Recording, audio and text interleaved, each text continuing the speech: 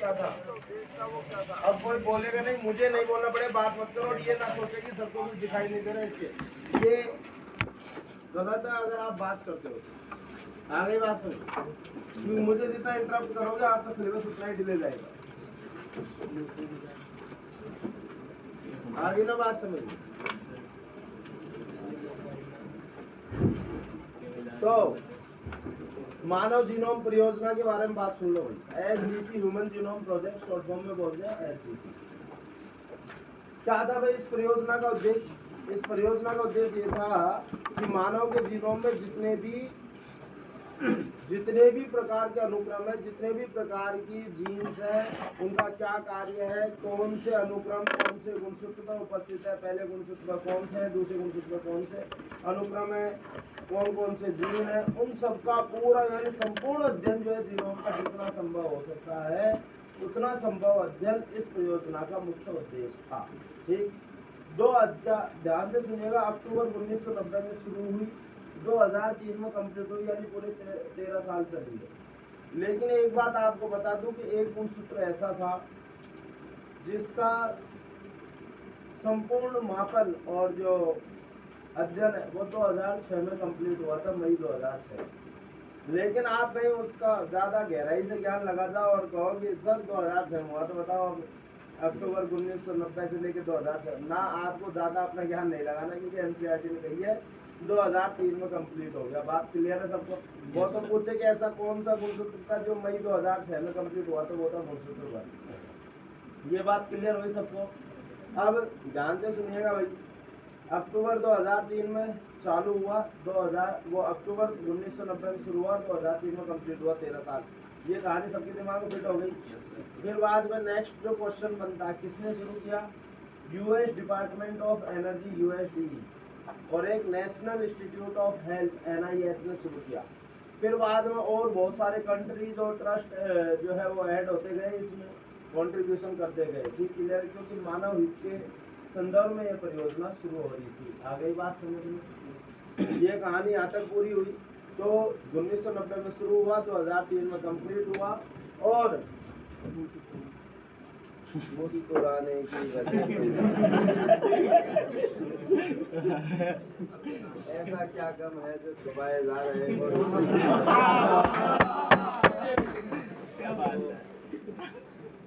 7 जुलाई को टारगेट रखो। 10 दिन बढ़ा दिए। 17 है? चलो 17 सही। यहाँ जान दो, कुछ नहीं रखा। सब अल्पकालिक अल्प क्षणिक सुख, तो क्षणिक सुख की प्राप्ति के लिए आप प्रयास करें, दीर्घकालिक सुख की प्राप्ति के लिए आप कोशिश करें। चलो, तो यहाँ पे जान दो। तो एसजीपी तो 1990 में शुरू हुआ, 2003 में कंप्लीट। सुनते जाओ। US department of energy starting जो मुझे जल्दी खत्म करने दो, ज़्यादा लंबा है नहीं है और आपको टिप्स पे याद हो जाएगा ही। तो 2003 में कंप्लीट हुआ, यूएस डिपार्टमेंट ऑफ एनर्जी और national institute of health NIH ने शुरू किया। बाद में और कंट्रीज और वेलकम ट्रस्ट वगैरह में कौन कौन ऐड हुआ, आपको कोई मतलब नहीं, खत्म बात। फिर बाद में आती है भाई ये मेगा प्रोजेक्ट की, तो ध्यान सुनना भाई, $9 बिलियन का खर्चा था। अब जीनोम की बात हो रही है, जीनोम में 3.3 बिलियन बेस पेयर थे नहीं थे, तो $9 बिलियन का खर्चा था। तो $9 बिलियन का खर्चा था, तो मुझे एक बार बताओ, केवल आप सुनते जाओ, ठीक है, केवल आप सुनो। तो $9 बिलियन का खर्चा था। तो एक बेस पेयर के अध्ययन के लिए कितना खर्चा है भैया? $3 का खर्चा आया। ठीक है। फिर बाद में बात हुई कि भाई बहुत सारे स्टाफ की जरूरत थी, कोई ऐसा थोड़ी कि 2-4 साइंटिस्ट लग गए, बहुत सारे स्टाफ की जरूरत थी। और अगर हम ये जो मानव जीनोम के अध्ययन के बाद जो सूचना संग्रहित हुई, अगर उसको किताबों में लिखते तो 3300 की किताब चाहिए थी, केवल सुबह जाओ। ठीक, मैं याद करवाऊंगा एंड में। ठीक, 3300 किताब चाहिए थी, हर किताब पे 1000 पन्ने चाहिए थे, हर पन्ने पे 1000 अक्षर लिखे होने चाहिए थे। तो इतना लंबा चौड़ा मामला रिक्वायर्ड था। फिर बात आओ, किसी को अगर कोई अनुक्रम की अध्ययन करनी थी तो कहाँ किताबों में ढूंढता हूँ। आ गई बात समझ? तो फिर साहब उस टाइम पे एक बायोलॉजी की नई ब्रांच शुरू हुई जिसका नाम था बायो इन्फॉर्मेटिक्स, यानी बायोलॉजी और इंफॉर्मेशन टेक्नोलॉजी IT को मिला के एक कॉमन ब्रांच डेवलप हुई जिसको हम बोलते हैं बायो इन्फॉर्मेटिक्स। इसका काम ये था कि भैया तुम ऐसे सॉफ्टवेयर डेवलप करो जो हम सूचना को, जो भी अनुमानित सूचना को संग्रहित कर सके सॉफ्टवेयर में, और हम जो सूचना चाहते हैं वो अगर हम एंटर करें तो डिस्प्ले हो जाए। जैसे मैं गूगल पे डालूँ आज जयपुर, तो जयपुर के बारे में आ जाएगा, नहीं आ जाएगा। मैं अगर सपोज करूँ कोई कार के बारे में डालता हूँ तो उसके बारे में आ जाएगा। कोई भी किसी कंपनी के बारे में, किसी प्रोडक्ट के बारे में डालता हूँ तो तुरंत इन्फॉर्मेशन दे देगा। तो इस तरह के सॉफ्टवेयर डेवलप करो भाई, ठीक। तो विभिन्न प्रकार सॉफ्टवेयर भी डेवलप हुए, ब्लास्ट, फास्ट, एनसीबीएस वगैरह बहुत सारे थे इसके। अब तो और भी एडवांस हो गए। फिर उसी टाइम शुरू हुई थी, बात क्लियर है सबको। तो ह्यूमन जीनोम परियोजना के टाइम पे एक नई ब्रांच शुरू हुई जिसका नाम क्या था, बायो इन्फॉर्मेटिक्स। विज्ञान की एक नई शाखा जिसका नाम क्या है, बायो इन्फॉर्मेटिक्स। ये बात क्लियर हुई सबको। फिर बाद में बात आती है भाई, एक ELSI डिपार्टमेंट भी बनाया। ये ELSI सुनने में है ना, जो स्टूडेंट्स होता है बहुत तगड़ा कोई मामला है। ELSI कुछ नहीं है, देखो हर जगह 2n = 46 गुणसूत्रों वाला जीव है, और 2n = 46 गुणसूत्रों वाला जो जीव है ना, उनमें अधिकांश खुरापाती ही पाए जाते हैं, अच्छे कम है, ठीक। तो 2n = 46 वाला जीव मतलब इंसान, ठीक, क्लियर। तो ये 2n = 46 वाला जो है ना, ये खुरापाती है, चाहे वो भारत का हो चाहे कहीं और गाँव छोटे और विदेशों में बड़े, और वो ज़्यादा खुरापाती वाला है। आ गई बात समझ। तो साफ बिना मतलब के वही इश्यूज क्रिएट कर दिए। तो भैया है ना, ये तो मानव जीन के है ना, जो पूरे जीनोम का अध्ययन कर लेंगे, फिर टेस्ट ट्यूब में इंसान बनाने लग जाएंगे, अपने हिसाब से मॉडिफाई कर देंगे, अलग अलग तरह के जीव बना लेंगे। तो वो जो मैं तुम्हें एक बार बताऊँ, आपने क्रिस 3 मूवी देखी होगी, तो सो काल वगैरह जो होते हैं वो अलग अलग जीव बनाते हैं, अलग अलग डिजाइन के।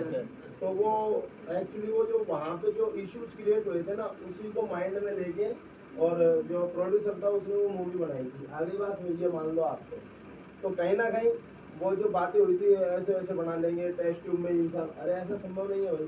तो बिना मतलब की बातें बहुत हो रही थी, तो उसके लिए एक अलग से डिपार्टमेंट बनाया गया, ELSI। E से एथिकल, L से लीगल, S से सोशल और I से इश्यूज। एथिकल, लीगल और सोशल इश्यूज को सॉल्व करने, एथिकल यानी नैतिक, सोशल सामाजिक, आगे बात लीगल कानूनी इश्यूज को सॉल्व करने के लिए एक अलग से डिपार्टमेंट बनाया, ELSI बहुत बड़ी टॉप में। दूसरा भाई, अब ध्यान से सुनना, इसका उद्देश्य क्या था। तो इसका उद्देश्य ये था कि मानव जीनोम के अंदर जो भी सूचना है ना, उसका संपूर्ण अध्ययन कर सके हम, कौन कौन से अनुक्रम का क्या कार्य है, कौन से गुणसूत्र उपस्थित है, वो सारा हम अध्ययन कर सके, ठीक। तो भैया मानव जीनोम का अध्ययन करने जा रहे हो, कोई गलती हो गई, कोई गलत सूचना लिख दी, तो फिर तो पहले एक्सपीरियंस होना चाहिए, नहीं होना चाहिए। तो एक्सपीरियंस के लिए क्या करा गया, कुछ मॉडल जीव जैसे ईस्ट, इकोलाई वगैरह, चावल वगैरह, इनके जीनोम का अध्ययन करके पहले देखा गया भाई क्या क्या समस्याएं आ सकती है, उन समस्याओं को पहले ही हम सॉर्ट आउट कर ले। तो मानव जीनोम के समय हमें ज़्यादा कोई परेशानी नहीं आनी चाहिए, कोई गलती के चांसेस नहीं रहने। तो साहब मॉडल जीवों के जीनोमों का अध्ययन करके देख लिया गया। अब साहब वो कहानी खत्म हुई, आपको उनके बारे में क्या कितना वो था, ये कितने अनुक्रम थे, ये सब आपको नहीं पढ़ना है क्योंकि हमारी एनसीईआरटी नहीं है। अब सीधी सी बात आता है भाई, टेक्नोलॉजी कौन कौन सी यूज में ली गई। एक तो EST technology, EST express sequence tag. अब मैं आपको बता दूं, आप है ना बायोटेक्नोलॉजी पढ़ोगे, सर आपको पॉलीमरेज चेन रिएक्शन पढ़ाएंगे। तो पॉलीमरेज चेन रिएक्शन जब पढ़ोगे ना, तो उसमें आप एक बेसिक सी बात पढ़ते हो पॉलीमरेज चेन रिएक्शन की, ABCD। क्या पढ़ते हो कि भैया पॉलीमरेज चेन रिएक्शन में हम क्या करते हैं कि वो डीनेचुरेशन होती है, एनीलिंग होती है और एक्सटेंशन होती है। बात क्लियर है सबको। तो डीनेचुरेशन में क्या होता है, तापमान हम 92 डिग्री रखते हैं, फिर एनीलिंग में हम 75 डिग्री पे ले आते हैं, एक्सटेंशन होता है फिर, है ना, वो प्राइमर वगैरह, यही तो है पूरी कहानी। ये एक बेसिक बात है। इसी मैं आपको बता दूं, पॉलीमरेज चेन रिएक्शन कम से कम 30 से 40 प्रकार की अलग अलग प्रकार की होती है। आगे बात समझिए, पढ़ी हुई है हम लोगों ने। तो ये अलग अलग कार्य के लिए अलग अलग प्रकार की होती है, तो हम बेसिक पढ़ते हैं यहाँ पे। तो ऐसे ही एक पॉलीमरेज चेन रिएक्शन होती है जिसमें हम एक्सप्रेसिंग सीक्वेंस के बारे में अध्ययन करते हैं जीनोम की। अब सबसे पहले मैं इस बात को यहीं रोक रहा हूँ, मैं दूसरे पॉइंट में चलता हूँ। एक्सप्रेसिंग सीक्वेंस क्या होती है ये बताओ मुझे। कोई भी सूचना जो एक्सप्रेस होती है किसके रूप में, RNA के रूप में होती है, नहीं होती। तो अब कौन कौन से डीएनए के कौन कौन से अनुक्रम से RNA बनता है। tRNA किससे बनता है, rRNA किससे बनता है, mRNA किससे बनता है। ये आप जो अध्ययन करते हो कि भाई कौन कौन सा डीएनए अनुक्रम है गुणसूत्र का जिससे आरएनए बनते हैं उसका आप अध्ययन कर सकते हो नहीं कर सकते हो। बात क्लियर समझ? कैसे? जैसे सपोज करो कोई कोशिका है, उससे आपने क्या करा, आरएनए लिए, टी आरएनए अलग ले लिए, आर आरएनए अलग ले लिए, एमआरएनए अलग अलग कर लिए। ठीक है, क्लियर? अब साहब जो टी आरएनए थे उनका क्या करो, छोटा थोड़ा खंड ले लिया। ठीक है, क्लियर? अब सपोज करो गुणसूत्र 1 का जो डीएनए उसको अलग अलग तोड़ दिया और फिर बाद में आपने पॉलीमरेज चेन रिएक्शन करी। तो अब मुझे बताइए, जो आरएनए था टी आरएनए उसका थोड़ा सा खंड लिया, प्राइमर के रूप में लिया नहीं लिया? बताइए, वो एक तरीके से एक्सप्रेस जो सीक्वेंस होती है आरएनए रूप में, उसका टैग है या नहीं है प्राइमर, उसको ले लिया। अब जहाँ वो संपूरक होगा डीएनए में वहीं से आगे बंधन करेगा नहीं, केवल कोई भाग मल्टीप्लाई होगा नहीं होगा। तो आपको वहाँ पे गुणसूत्र 1 में तो ये पता चल गया है भाई इस बात से कि आरएनए, ऐसे गुणसूत्र 2 में जैसे आगे तक कर लो। ऐसे आर आरएनए किस किस से बनते हैं, तो वो आर आरएनए जितने भी थे उनको पृथक करा और छोटा छोटा 10 से 15 न्यूक्लियोटाइड का क्या ले लिया आपने, भाग जो है प्राइमर के रूप में ले लिया। वही टैग हो गया नहीं हो गया, डाल दिया साहब गुणसूत्र 1 के डीएनए के साथ, तो देखा है कौन कौन सा भाग द्विगुणित हो रहा है पॉलीमरेज। ऐसे गुणसूत्र 2 के साथ तो बताओ, पता चल गया ना कौन कौन से गुणसूत्र आर आरएनए के जीनल कहाँ कहाँ पे। तो इसी तरीके से पता चला था 13, 14, 15, 21, 22 के आर आरएनए। आगे बात समझ। फिर बाद में एमआरएनए के, भाई है ना जो गुणसूत्र, जैसे कोई कोशिका है भाई, कोशिका में से वो एमआरएनए पृथक करे और एमआरएनए थोड़ा थोड़ा फ्रेगमेंट जो है भाग प्राइमर के रूप में ले लिया, गुणसूत्र 1 के साथ डाला, देखा भाई इन गुणसूत्र के भागों से क्या बनता है, एमआरएनए बनता है, यानी इस प्रोटीन सूचना। तो बताओ ये एक्सप्रेस सीक्वेंस टैग का मतलब समझ में आया क्या है? एक्सप्रेस सीक्वेंस टैग एक पॉलीमरेज चेन रिएक्शन की प्रक्रिया है जिसमें हम क्या करते हैं, जो भी सूचना आरएनए के रूप में प्रकट होती है उसका मालूम करते हैं कि भाई कौन कौन से गुणसूत्र पर कौन कौन सा भाग आरएनए बनाता है, T RNA, are RNA, mRNA. ये बात क्लियर हुई सबको? एक्सप्रेस सीक्वेंस टैग टेक्नोलॉजी समझ में आ गई। दूसरा जो है ये क्या नाम है, सीक्वेंस एनोटेशन। सीक्वेंस एनोटेशन अपने आप में एक पूरा सब्जेक्ट होता है, 1000-1500 पेज की तो बुक आती है।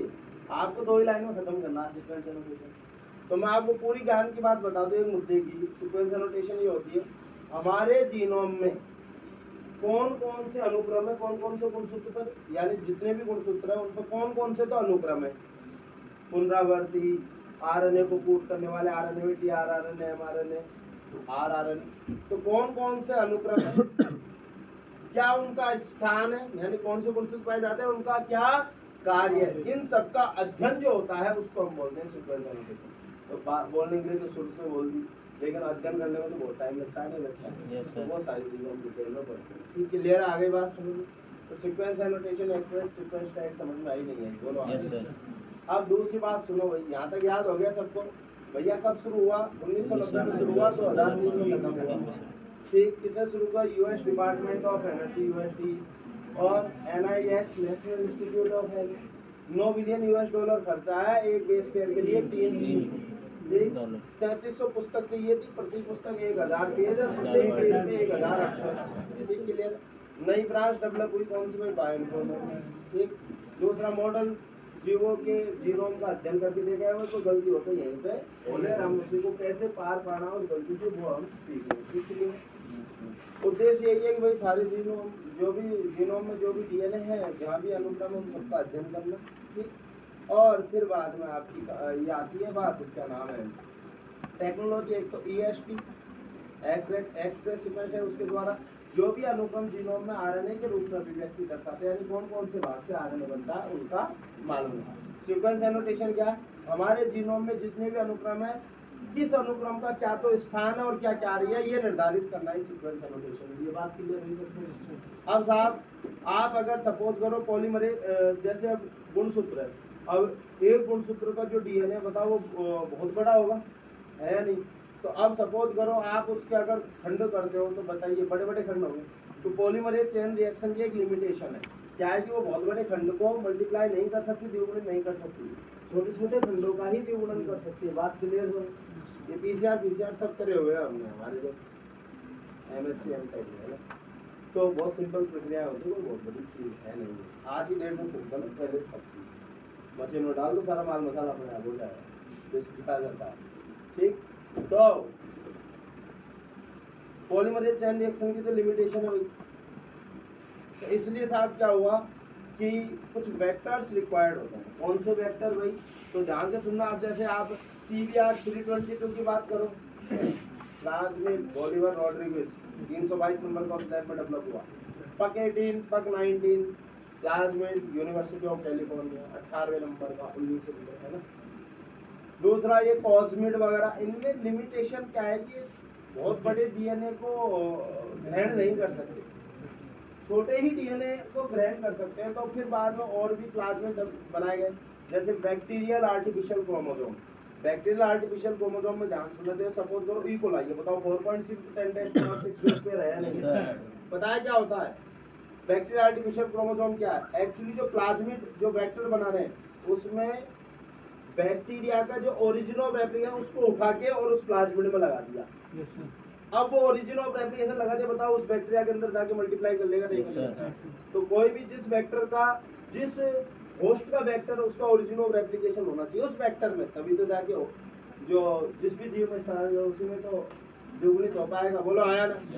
तो साहब बैक्टीरियल आर्टिफिशियल क्रोमोसोम बनाया, बताओ इसकी कैपेसिटी कितनी हो सकती है? अगर ई कोलाई वाला और आईसी लगाते तो बहुत लंबी कैपेसिटी हो सकती है, हो सकता है बायोटेक्नोलॉजी में कुछ डेटा लिखवाए, लेकिन मैं एग्जैक्ट बता रहा हूँ। ऐसे ईस्ट आर्टिफिशियल क्रोमोसोम, तो ईस्ट का क्या है जो है गुणसूत्र का ARS ऑटोनोमस रेप्लिकेटिंग सीक्वेंस यानी ओरिजिन ऑफ रेप्लिकेशन उठाया और उसमें लगा दिया। 2 माइक्रोन सर्कल एक प्लाज्मिड होता है उसमें, ठीक। और साहब अब उसको हम क्या कह रहे हैं, टीलोमेयर लगा दी, बताओ वो क्या हो गया? ईस्ट आर्टिफिशियल क्रोमोसोम हो गया नहीं हो गया? अब उसमें कितना ही लंबा डीएनए खंड लगा दो, बताओ मल्टीप्लाई कर जाए नहीं कर पाए? एक सबसे इंपॉर्टेंट बात पता है क्या है? डीएनए को जो हम कट करते हैं ना, डीएनए को कट करते हैं तो कट करते हुए हमें क्या करना पड़ता है? जैसे सपोज करो गुणसूत्र का डीएनए, अब जैसे मैं एक छोटा डीएनए अगर सपोज बीच में कट कर रहा है ऐसे, तो उनको हम बोलते हैं ब्लंट कट। मुझे हिंदी नहीं आती है, ठीक, बायोटेक्नोलॉजी में पढ़ोगे आप, ब्लंट कट, ठीक।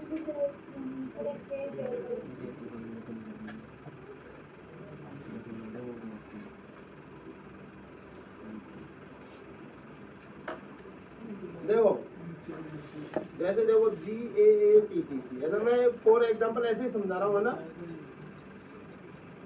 देख लो GAATTC,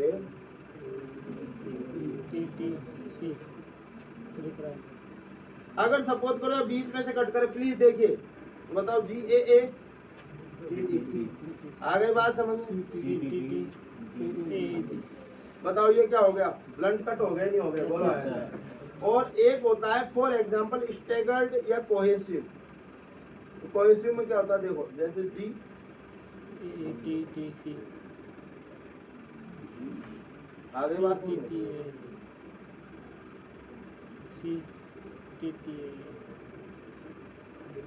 बताओ ये एक दूसरे के बताओ क्या है?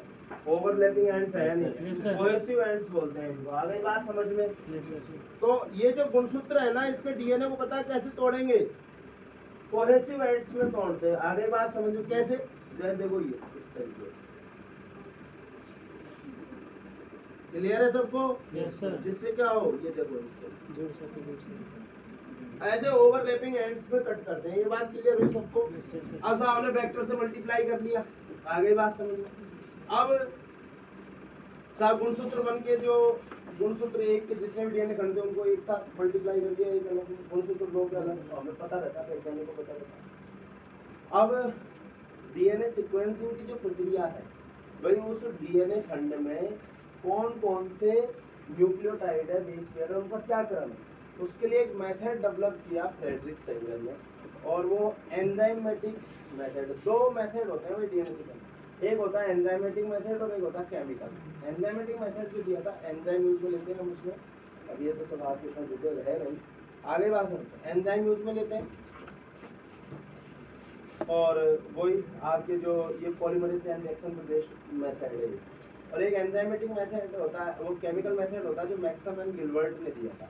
लेकिन अब ये क्या आपके इतना डिटेल है नहीं, सीधी सी बात है कि जो फ्रेडरिक सेंगर ने जो मेथड दिया था डीएनए सीक्वेंसिंग एंजाइमेटिक मेथड, उस पे बेस्ड एक मशीन बनाई, उसके प्रिंसिपल पे बेस्ड एक मशीन बनाई, उस मशीन का नाम है ऑटोमेटेड डीएनए सीक्वेंसर। क्या है? Automated DNA sequencer. Automated DNA sequencer एक पूरा मशीन है, उसमें वही जिस डीएनए का आपको अनुक्रम मालूम करना, उसको आपने डाल दिया, उसके साथ जो भी रिक्वायरमेंट्स है मैग्नीशियम वगैरह, एंजाइम वगैरह, वो सब आपने डाल दिया। ठीक है, क्लियर है क्या?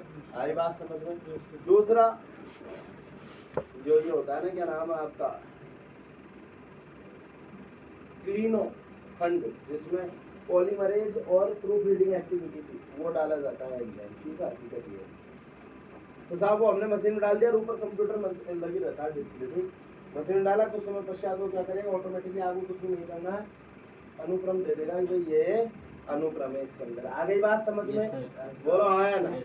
तो इस तरीके से अनुक्रम पता चल गए।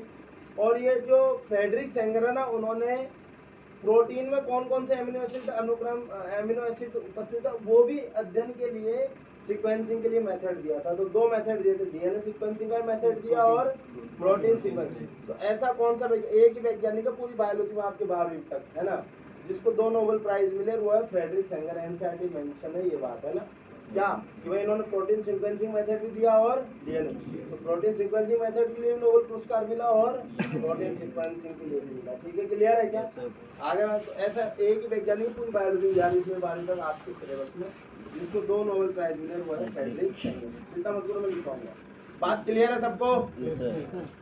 तो अब सपोज करो साहब, एक गुणसूत्र के जितने भी अनुक्रम थे वो सब बताइए, ऑटोमेटिक डीएनए सीक्वेंसर द्वारा पता चल गए, नहीं चल गए? और ओवरलैपिंग खंडों में आपने क्या करा था, मालूम करा था।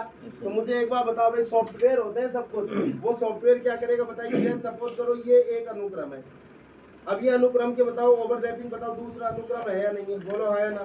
फिर इसके ओवरलैपिंग बताओ। इस तरीके से कंप्यूटर बेस्ट मेथड क्या कर देगा, उसको जोड़ता जाएगा, नहीं जोड़ता जाएगा, बोलो है ना? अब मानव थोड़ी जोड़ सकता, मानव द्वारा संभव ही नहीं।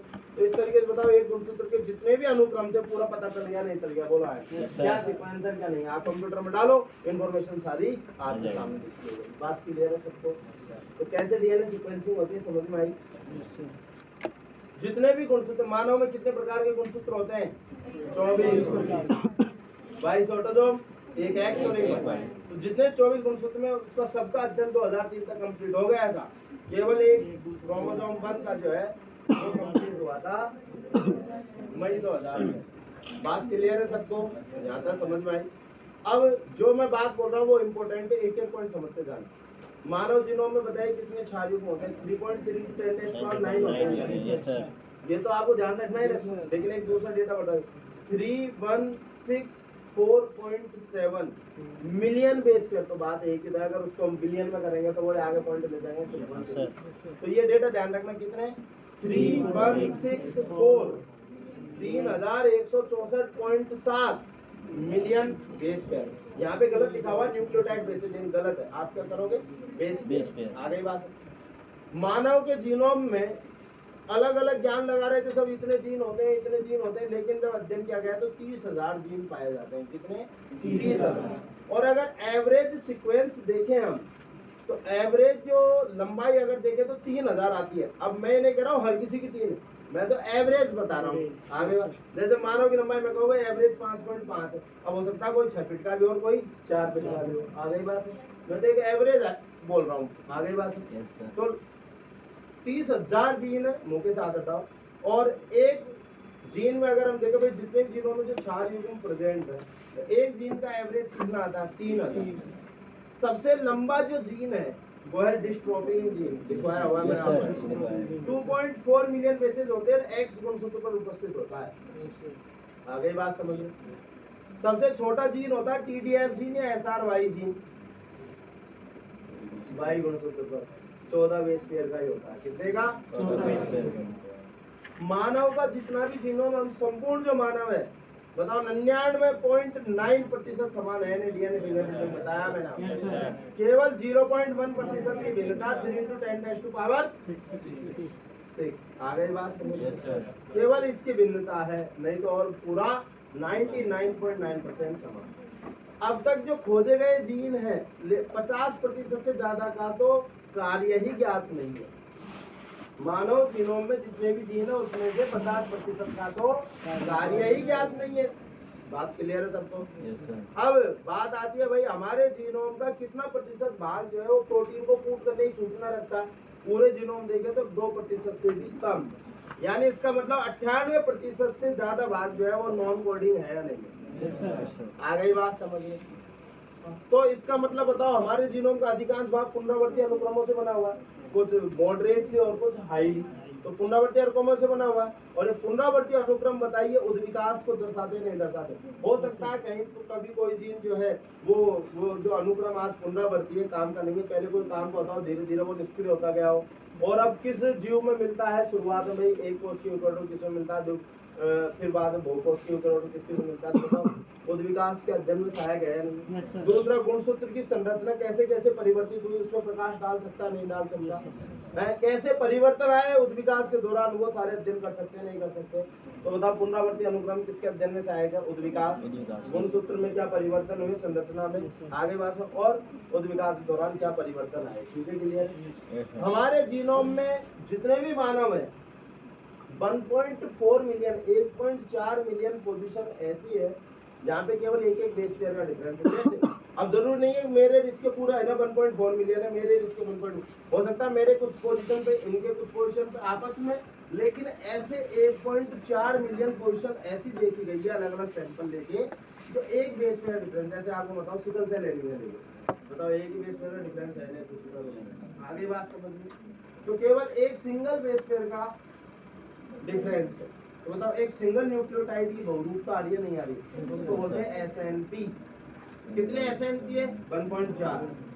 SNP का मतलब सिंगल न्यूक्लियोटाइड पॉलीमॉर्फिज्म, एक एकल न्यूक्लियोटाइड बहुरूपता, और इनको शॉर्ट फॉर्म बोलते हैं स्निप्स। स्निप्स किसको बोला जाता है, SNP को। और SNP कितने होते हैं, 1.4। आगे बात, और बताओ ये किसमें सहायता करते हैं, बीमारियों से संबंधित जीनों में क्या परिवर्तन हुए उनके अध्ययन में सहायक है। जैसे सिकल सेल एनीमिया में एक न्यूक्लियोटाइड में अंतर आया सिकल सेल, तो बताओ रोगों से संबंधित आनुवांशिक रोगों से संबंधित अध्ययनों में सहायक है ये स्निप्स। बोलो आया ना, आगे बात है, यही तो कहानी है, तो भीतर रहेगा। ठीक है, ईमानदारी रखना, मेरे बैठने का इंतजार मत करना।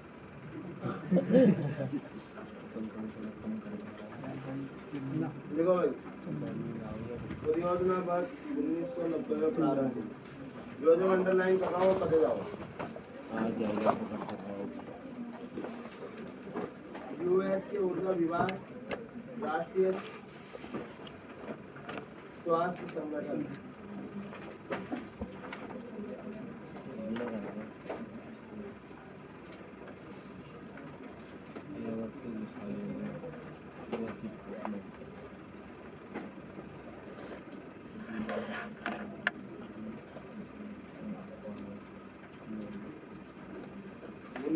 प्रारंभ हुई।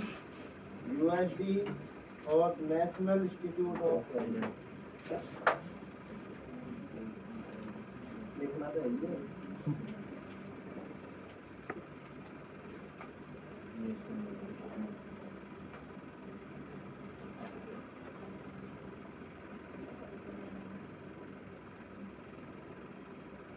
NIS द्वारा 1990 में शुरू हुई। आ गई बात समझ में। USD US department of energy, national institute of health. अब आपको ज़्यादा ये सब सुविधाएं जर्मनी में कुछ याद नहीं करना, वेलकम टेस्ट हो रहा है ना, ठीक है। 2003 में पूरी हुई। काम की बात यह है सेंट्रल कैसे करें विशाल परियोजना, क्योंकि भाई 9 बिलियन $, 1 बिलियन एक देश का अध्ययन का खर्चा कितना, $3। आगे बात समझिए। अच्छा भाई, ये आप पूरा कर लो भाई। 1000 पृष्ठ युक्त 3300 पुस्तक, प्रत्येक पृष्ठ पर 1000 अक्षर। ठीक। जैव सूचना विज्ञान का विकास, इस अवधि में विज्ञान की एक नई शाखा विकसित हुई जिसको हम बोलते हैं जैव सूचना विज्ञान।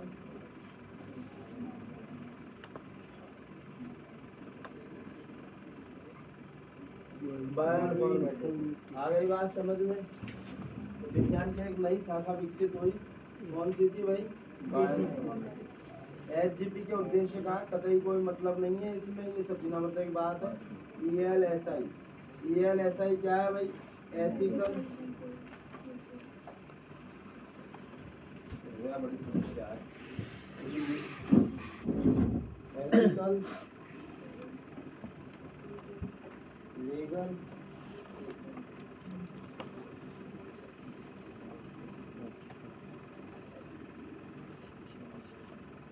आ गई बात समझ में? तो देखो एथिकल, लीगल, सोशल इश्यूज, कोई दिक्कत किसी को? और बायोइन्फॉर्मेटिक्स तो पता ही है, सॉफ्टवेयर डेवलप करना, ठीक है। और मॉडल जीवों का अनुक्रमण। आ गई बात समझ में? क्यों भाई? चुनौतियों को हल करने में। आ गई बात समझ में कि भैया मानव जीनोम का अध्ययन करते समय जो चुनौती आएगी उनको हल करने। फालतू की बात पढ़ने की जरूरत है नहीं। ये आपको याद नहीं करना है, ठीक? क्योंकि हमारे एनसीईआरटी में नहीं है। फिर बाद में विधियाँ, विधियों पे आप भैया स्टार मार्क कर लो, कोई दिक्कत? तो बताइए भाई, EST RNA के रूप में अभिव्यक्त होने वाले सभी जीनों की पहचान करना, ये समझ में आ गया है आपको कि वह तकनीक जिसके द्वारा हम RNA के रूप में अभिव्यक्त होने वाले अनुक्रमों का अध्ययन करते हैं, जीनों का अध्ययन करते हैं, उसका क्या बोलते हैं? अनुक्रमण, अनुक्रम टिप्पण या सीक्वेंस एनोटेशन। तो सीक्वेंस एनोटेशन क्या है? देखो इसमें जाने क्या क्या लिखा हुआ है। वह लिखी हुई तो वो बढ़िया ही है बात पूरी, लेकिन थोड़े लंबे चौड़े तरीके लिखी हुई। देखो सही लिखा है, ऐसा कोई गलत थोड़ी है। जीनोम के संपूर्ण समूहों को क्रम में लगाना, जिसमें संवेद है संबंध अनुक्रम होते हैं तथा बाध में अनुक्रम के कार्य के साथ उनके क्षेत्र का निर्धारण करना। आप एक बात लिख लो भाई यहाँ पे, इसका मतलब लिख लो। लिखो मानव जीनोम में उपस्थित, मानव जीनोम में उपस्थित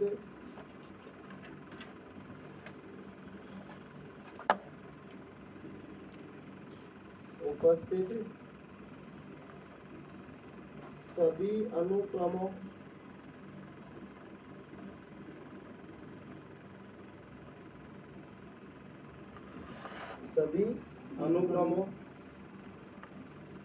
के अध्ययन द्वारा उनके कार्य व स्थान का निर्धारण। आ गई बात समझ में कि मानव जीनोम में जितने अनुक्रम है उनका क्या तो कार्य है और क्या स्थान है भाई, कहाँ पाया जाता है, कौन से हिस्से में निर्धारण करना। ठीक है, क्लियर है भाई? देन देखो भाई अनुक्रमण के लिए, अब एक बार इस लाइन को पहले पढ़ लेते हैं, ठीक है, फिर बाद में आएंगे।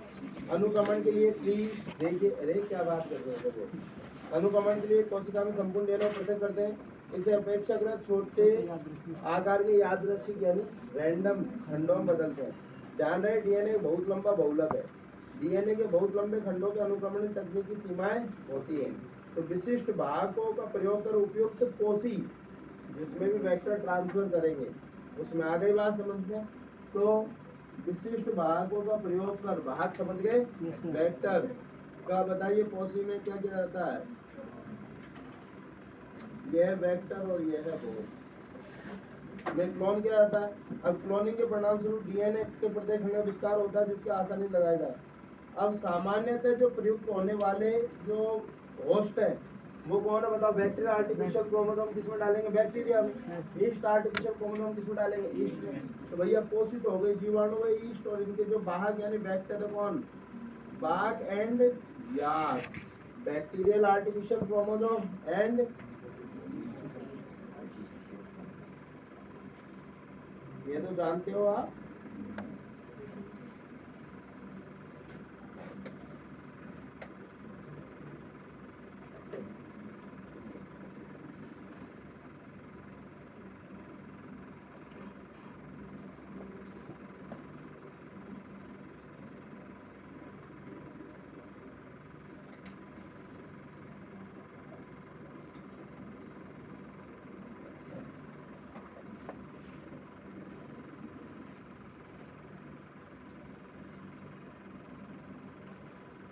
तो भैया कौन कौन से? तो ऑस्ट्रेलिया भाई बैक्टीरिया और वेक्टर कौन से? वहां है यार।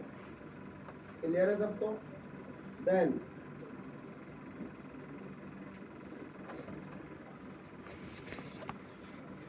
Frederick Sanger. 2 Nobel prize. आगे बात समझ में क्लियर है सबको?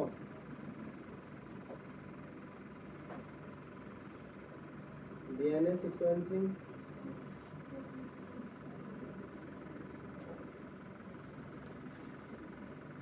मेथड और एक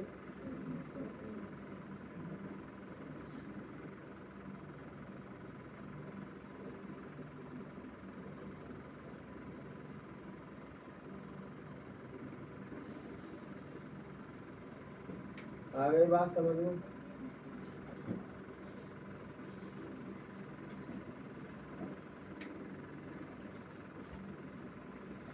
ठीक है जी। कौन सा मेथड था अगर आपसे कोई पूछे तो?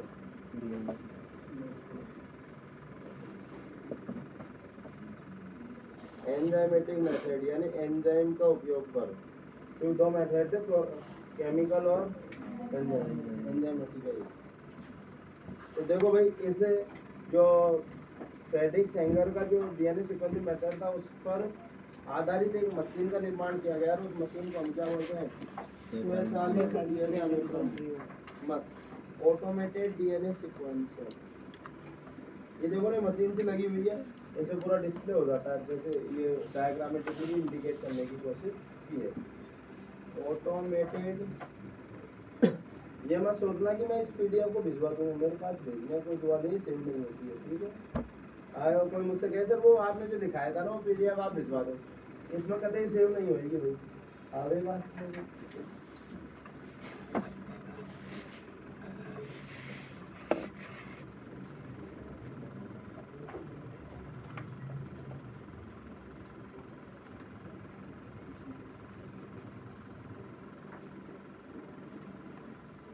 Automated DNA sequencer. बताओ भाई, ऑटोमेटेड डीएनए सीक्वेंसर जो फ्रेडरिक सेंगर द्वारा विकसित की गई विधि के सिद्धांत पर कार्य करता है। बात क्लियर? सबको डाल दो। देखो, सेंगर को प्रोटीनों में एमिनो निर्धारण विधि पर विकसित करने का श्रेय भी दिया जाता है। लिखा हुआ है नहीं लिखा हुआ? वही अब बताइए भाई, देखो बाद में इन अनुक्रमों को इनमें अतिव्यापित भाग, समझ में आ गई बात? जो मैंने अभी बताया था आपको, अतिव्यापित जो है खंडों के रूप में इनको तोड़ा जाता है, वही कोहेसिव एंड्स के रूप में। इनमें अनुक्रमण के लिए अतिव्यापित खंडों के उत्पादन की आवश्यकता है। इन अनुक्रमों का संरक्षण मनुष्य द्वारा संभव नहीं है, यानी उनका जो निश्चित क्रम में लगाना मानव द्वारा पॉसिबल नहीं है। ठीक है, क्लियर है क्या? तो वही कंप्यूटर बेस्ड प्रोग्राम विकसित किए गए डिफरेंट टाइप के। आगे बात हम उन प्रोग्राम का नाम ब्लास्ट का, फास्ट का, एंड के और भी बहुत सारे। तो देखो भाई, गुणसूत्र 1 का अनुक्रम मई 2006 में पूर्ण हुआ। लेकिन आप मत कहना सर 2006 में हुआ ना, 2003 में हुआ। वो तो ये पूछे कौन से गुणसूत्र का मई 2006 में पूर्ण हुआ। अच्छा, सबसे ज्यादा जो जीन है गुणसूत्र बन रही है 2968 और सबसे कम जीन है जो वो वाई गुणसूत्र 231 जीन है। ठीक है, क्लियर है? तो आगे आएगा, मत लिखो, सब लिखा हुआ। तो यह मानव के 24 गुणसूत्रों में से अंतिम था। 24 गुणसूत्र कौन से? 22 तो एलिन सूत्री, एक्स एंड वाई।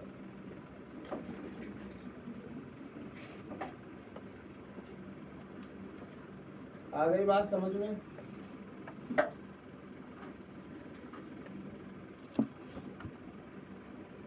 ये पूरा टॉपिक वेरी इंपॉर्टेंट है, एक एक लाइन इंपॉर्टेंट है। आ गई बात समझ में?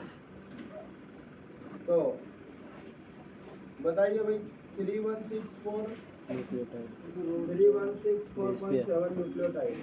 हाँ, ये लिखा हुआ, लेकिन आप बेस औसतन जीन में बताइए कितने हैं? 3000 से। सबसे बड़ा जीन जो है वो dystrophin gene 2.4 million 4। TDF gene सबसे छोटा जीन 14/4। TDF को बताओ SRY जीन भी कह सकते हैं, नहीं कह सकते हैं ना? बताओ ये कौन से गुणसूत्र को उपस्थित है? डिस्ट्रोफिन जीन X गुणसूत्र पर और ये TDF जीन Y पर। और पढ़ चुके हो आप पूछने का पूरा अधिकारी है। ठीक है, क्लियर है? कोई समस्या? और गर्मी तो नहीं लग रही है तुम्हें? बढ़िया हो रहा है ना मौसम ठंडा?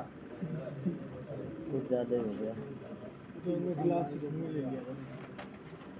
जीनों की कुल संख्या जो है 3000 30,000 सोचने में 3,000 निकल रहा होता है 30,000। ठीक है, फालतू कितना अनुमान लगाया? हमें क्या मतलब है कि 80,000 1 लाख 20,000? हमें क्या मतलब?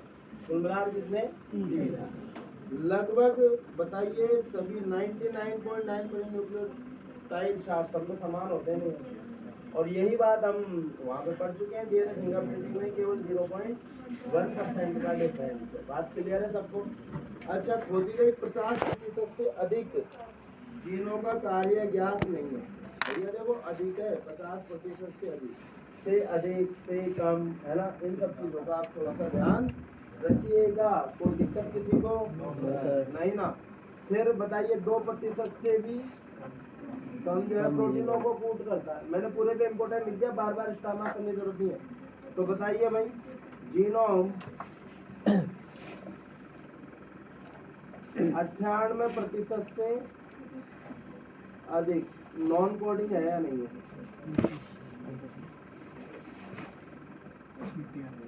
और लेस देन 2%। अब भाई उस तरीके से पूछ सकता है ना भाई कि 2% कम, तो इसका मतलब असम्मिलित कितना है? Less than 2%। बताइए कोडिंग है या नहीं है?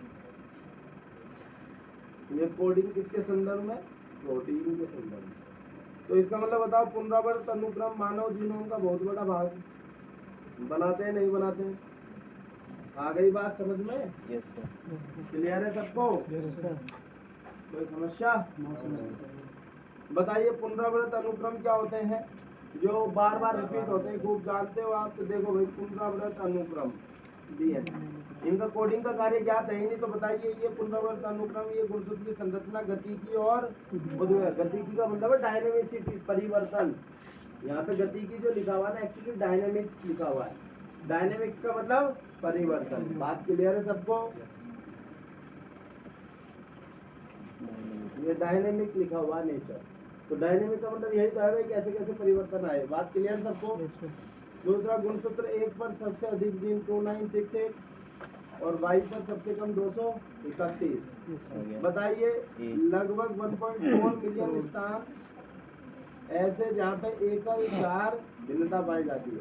और इनको हम क्या बोलते हैं? SNP। SNP फुल फॉर्म अगर लिखना चाहो,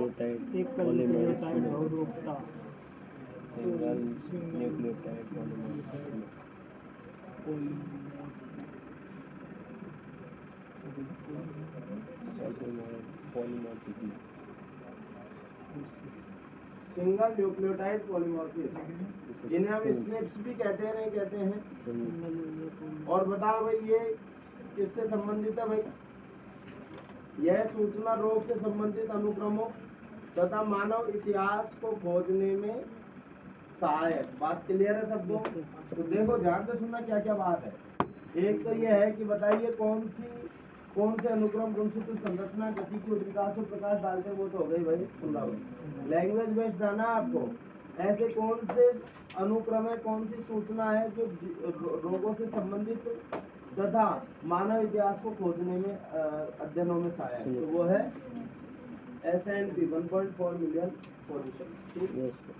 अब इसमें केवल एक ही बात ध्यान रखनी है, 1200 से अधिक जीन ऐसे हैं जो विभिन्न रोगों से संबंधित है। खत्म बात, पूरा ध्यान ही नहीं। कोई दिक्कत? बाकी CDNA वगैरह उस दिन हो गए थे ना, तो बंद कर लो अपना अपना मॉड्यूल बंद करो। नहीं क्या बात है? मॉड्यूल बंद कर दिया?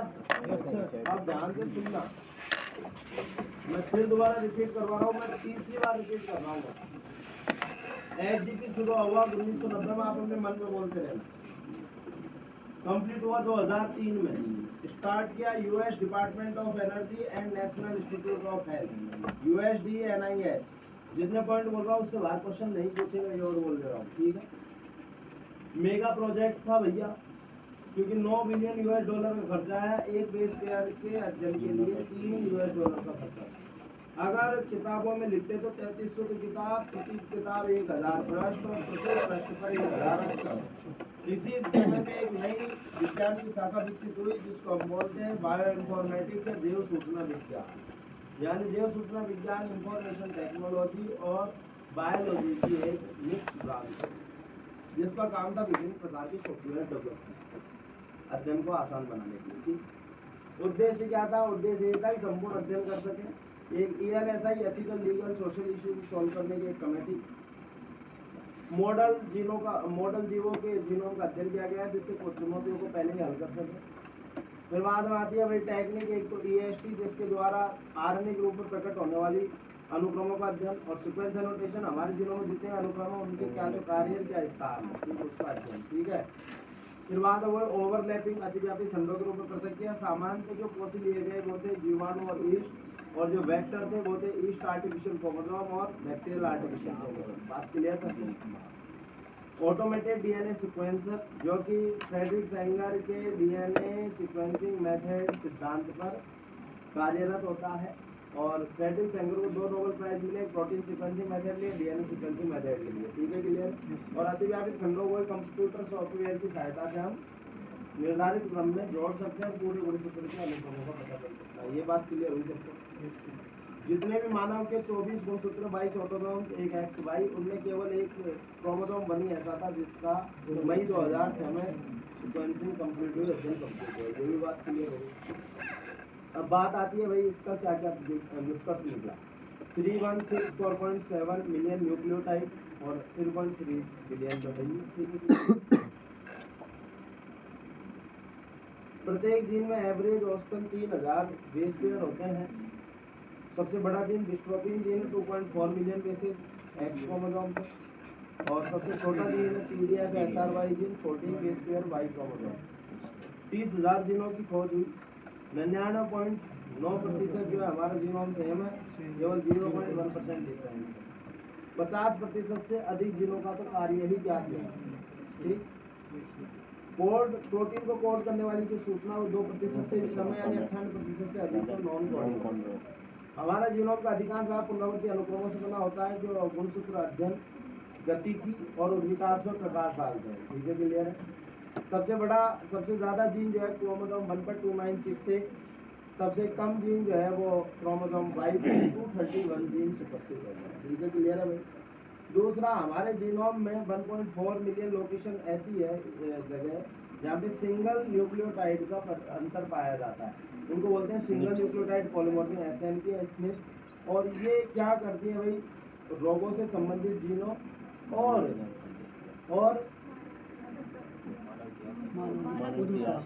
मानव विकास पर प्रकाश डालते हैं। 12,000 से अधिक जीन ऐसे जो विभिन्न रोगों से संबंधित अध्ययन किए जा रहे हैं, हो जाएंगे जब आपको और बता देंगे। ठीक, आगे बात समझो। ये एक पॉइंट था, इन लाइन के अलावा कोई क्वेश्चन नहीं पूछेगा। मुझे विश्वास है कि आपको कॉन्फिडेंस आ गया हो। ये रटने वाली चीज़ थी, इसको मैंने वैसे ही याद कराया। आगे बात समझो। नेक्स्ट चैप्टर है हमारा strategies for enhancement in food production, यानी खाद्य उत्पादन की विभिन्न तकनीक और विधियाँ।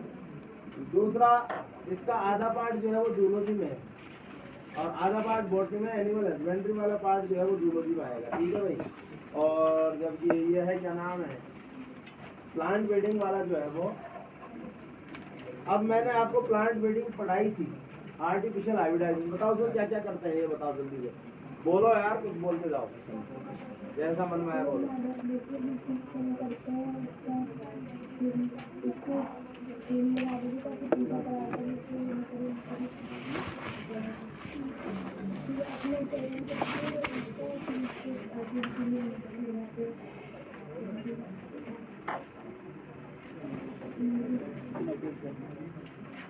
और बोलो।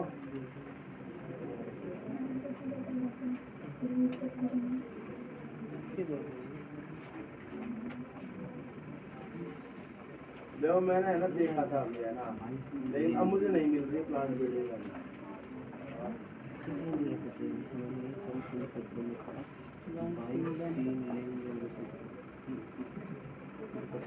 अरे 23 तीसरा जी। अरे बोलो, यहाँ बैठे हैं जो भी।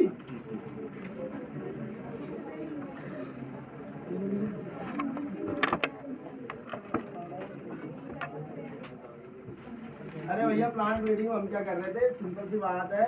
कोई भी सपोज करो एक पादप जाति है, एक पादप जाति के अंदर दो अलग अलग वैरायटी है, क्योंकि सामान्य एक पादप जाति के अंदर अगर हम दो एक पादप जाति की दो भिन्न किस्मों के मध्य आसानी से कर सकते हैं, क्योंकि एक ही जाति के अंदर जनन बहुत आसानी से हो सकता है, जबकि दो भिन्न जाति और दो भिन्न जो है क्या नाम जीनस, इनके मध्य करवाना मुश्किल होता है। लेकिन फिर भी अगर आपसे कोई पूछे हुआ है ऐसा, दो अलग अलग वंशों के मध्य भी हुआ है, दो अलग अलग जातियों में भी हुआ, लेकिन सामान्य तो सबसे आसान कौन सा, एक ही जाति के दो भिन्न किस्मों में।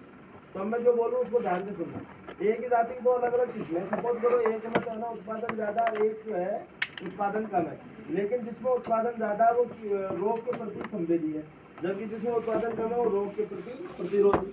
भैया एक को बढ़िया एक खराब है, अगर दोनों को हम एक साथ ले आए तो बढ़िया काम हो जाए। तो अब क्या होगा साहब, एक को तो परागकण दिए, दूसरे को मादा पुष्प माना, मादा जन्म माना, तो एक के परागकण दूसरे के उस पर डाल दिए, और जो बीज मिले उनको दोबारा उगा के देखा तो देखा कि भाई किसमें उच्च उत्पादन और रोग प्रतिरोधकता है, वो बताइए वो हाइब्रिड वैरायटी है।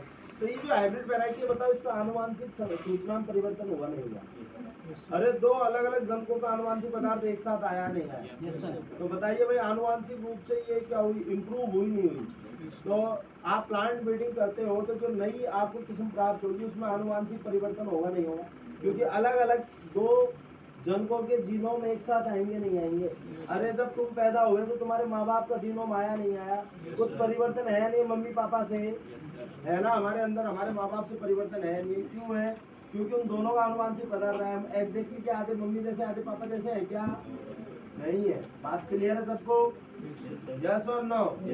चलो ये कहानी खत्म हुई। अब ध्यान से सुनिएगा ये बेसिक कॉन्सेप्ट है। तो अगर हम देखें तो प्लांट ब्रीडिंग जो है वो मुख्यतः किस पर आधारित है बताओ? लैंगिक जनन पर आधारित है या नहीं? अब एक ही जाति के अंदर अगर संकरण करवाया जाता है तो उसको बोलते हैं हम इंट्रा स्पेसिफिक। क्या बोलते हैं? इंट्रा स्पेसिफिक या इंटर वेराइटल, यानी दो एक ही जाति की दो पादप किस्मों के मध्य होगा तो बताइए उसको हम क्या कहेंगे? इंटर वेराइटल या इंट्रा स्पेसिफिक। और अगर दो पादप जातियों मध्य तो क्या कहेंगे? Inter specific. और अगर सपोज करो दो अलग अलग जनकों के मध्य तो क्या कहेंगे? इंटरजेनिक। और एक ही वंश की दो जातियों मध्य तो क्या कहेंगे? इंट्राजेनिक भी कह सकते हैं, नहीं कह सकते? इंटर स्पेसिफिक या इंट्राजेनिक। बात क्लियर है सबको? ये शब्द आसानी से क्लियर हुए नहीं हुए?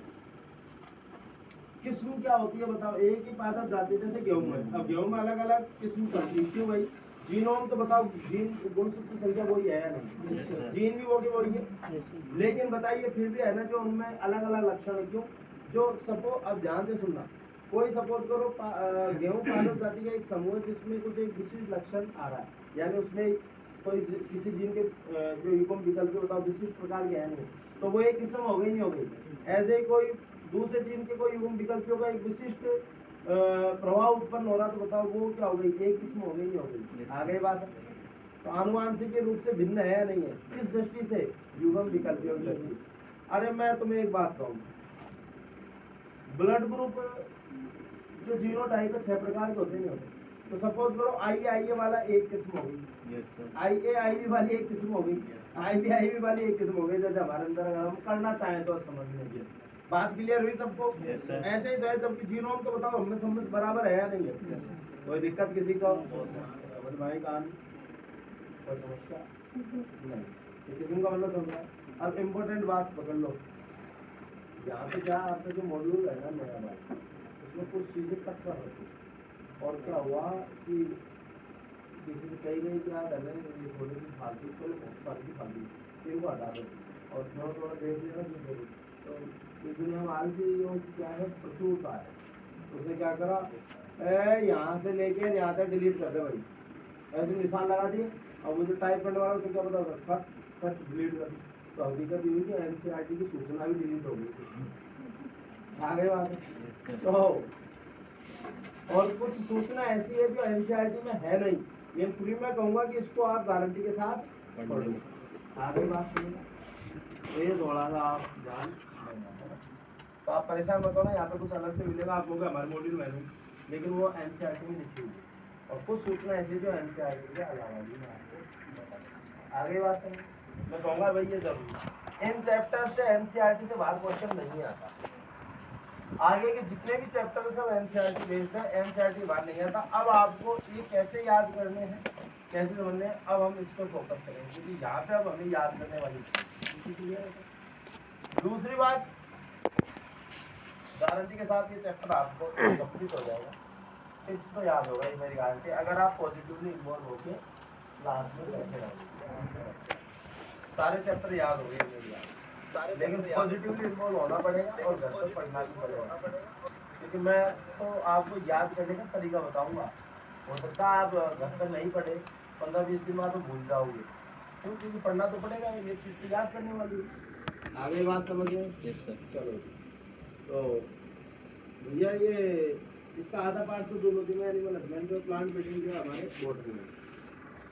अब हुआ क्या था कि जब भारत आज़ाद हुआ था, मैं एक सिंपल सी बात कहूँ तो बताओ, और आज की अगर हम बात करें तो बताइए, आबादी पहले बहुत कम थी, नहीं थी, उसके तुलना में जाने कितने गुना आबादी बढ़ चुकी है जब भारत आज़ाद हुआ उसकी तुलना में। बोलो हाँ है ना?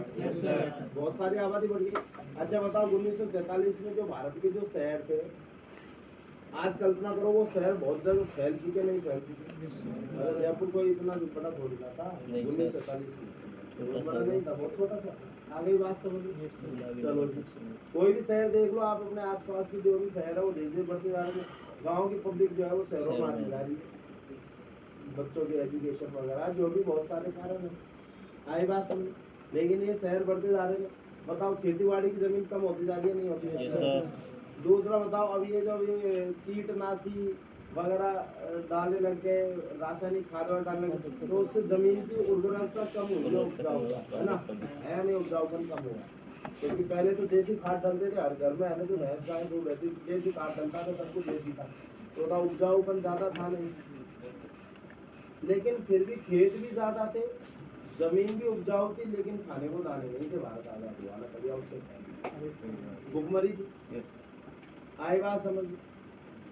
और आज स्थिति है कि खेत कम हो गए, उपजाऊ जमीनें कम होती जा रही है, लेकिन फिर भी इतना है कि भारत में अगर भगवान ना करे कभी ऐसा हो, लेकिन अगर जरूरत पड़ जाए तो 5 साल तक पूरी जनता को बिठा के खिला सकता है। इतना अनाज गोदामों में पड़ा हुआ सड़ रहा है, स्टॉक रखना पड़ता है इमरजेंसी के लिए। और विदेशों में जो निर्यात कर रहे हैं वो अलग है। आगे बात, भैया ये कैसे संभव हुआ? कोई जादू हुआ था क्या? नहीं, जादू नहीं हुआ। एक्चुअली वैज्ञानिकों ने बहुत प्रयास किए, अध्ययन किए, और वैज्ञानिकों के प्रयासों के कारण उच्च उत्पादनता वाली किस्में तैयार की गई, और उच्च उत्पादन वाली जब किस्में तैयार हुई तो ऑटोमेटिकली उत्पादन बढ़ गया।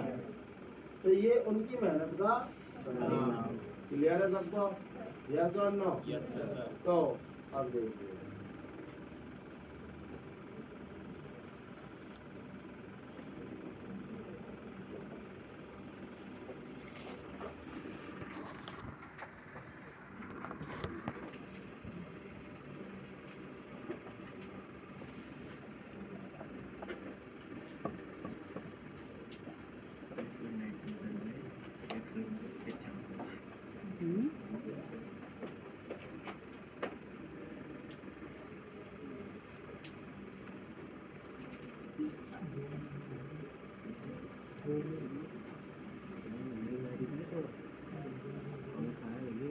बाकी फिर आगे का तो सब कुछ है।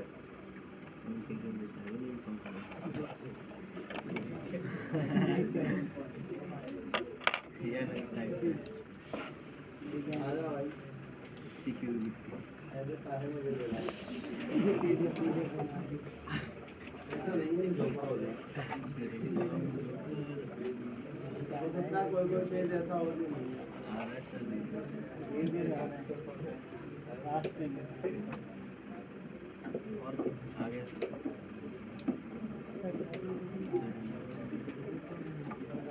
ये नौटंकी करके बैठा हुआ।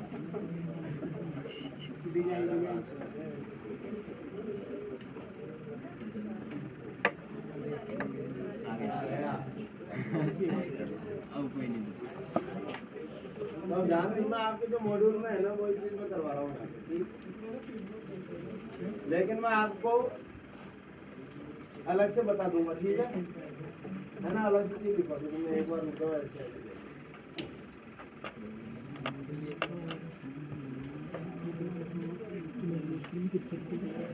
कौन सा नंबर का चैप्टर है एनसीईआरटी में? 9 हुआ? तुम्हारा नहीं हिंदी फैसिलिटी होती है, लाइट है, कूलर जैसा है, सुबह नाश्ता खाना सबसे बढ़िया हमारे पीजी में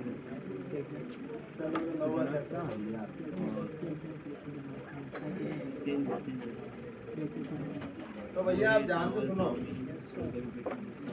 बताइए जो आज की डेट में आपको भोजन जो भरपूर उपलब्ध हो रहा है और भारत जो है वो सेल्फ डिपेंडेंट हो गया, किसके कारण हो बताओ? पशुपालन और पादप प्रजनन जो है वो मुख्य भूमिका निभाते हैं, नहीं निभाते? बोलो हाँ या ना?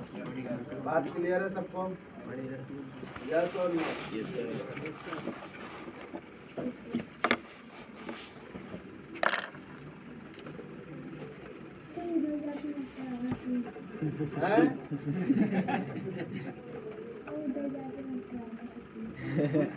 लैपटॉप साइड कर दे। लैपटॉप एक शब्द पकड़ना चाह रहा हूँ, डोमेस्टिकेशन, और डोमेस्टिकेशन का मतलब हिंदी में क्या लिखा हुआ वो मुझे नहीं पता। पालतू होता है, लेकिन यहाँ पे क्या लिखा हुआ ये पकड़ नहीं आ रहा। हिंदी वाले में देखो। चलो भाई, तो ध्यान से सुनिएगा भाई। पादप प्रजनन बताइए, पादप प्रजनन द्वारा हम क्या करते हैं? प्लांट ब्रीडिंग द्वारा उन्नत किस्में उत्पन्न करते हैं, नहीं करते हैं? और उन्नत किस्में कैसे उत्पन्न हो रही है बताओ? आनुवांशिक परिवर्तनों के द्वारा हो रही है, नहीं हो रही? आनुवांशिक परिवर्तन कैसे हो रहा है? आनुवांशिक परिवर्तन हो रहा है, दो अलग अलग जनकों का जो आनुवांशिक पदार्थ है वो एक साथ एक संतति मारा। बोलो है। आज खुद ही अपने अंदर देख लो ना, हमारे अंदर जो आनुवांशिक पदार्थ है क्या हमारे बिल्कुल मम्मी पापा जैसा है क्या? बताओ, उनका आनुवांशिक पदार्थ जो है एक साथ मिक्स हुआ, परिवर्तित हुआ, नहीं हुआ? परिवर्तित होने का मतलब मिक्स होकर सूचना आई। बात क्लियर है सबको? आ गई बात समझ में? तो पादप प्रजनन वांछित किस्में तैयार करने के क्रम में फसल पादपों का आनुवांशिक सुधार है। कोई दिक्कत किसी को?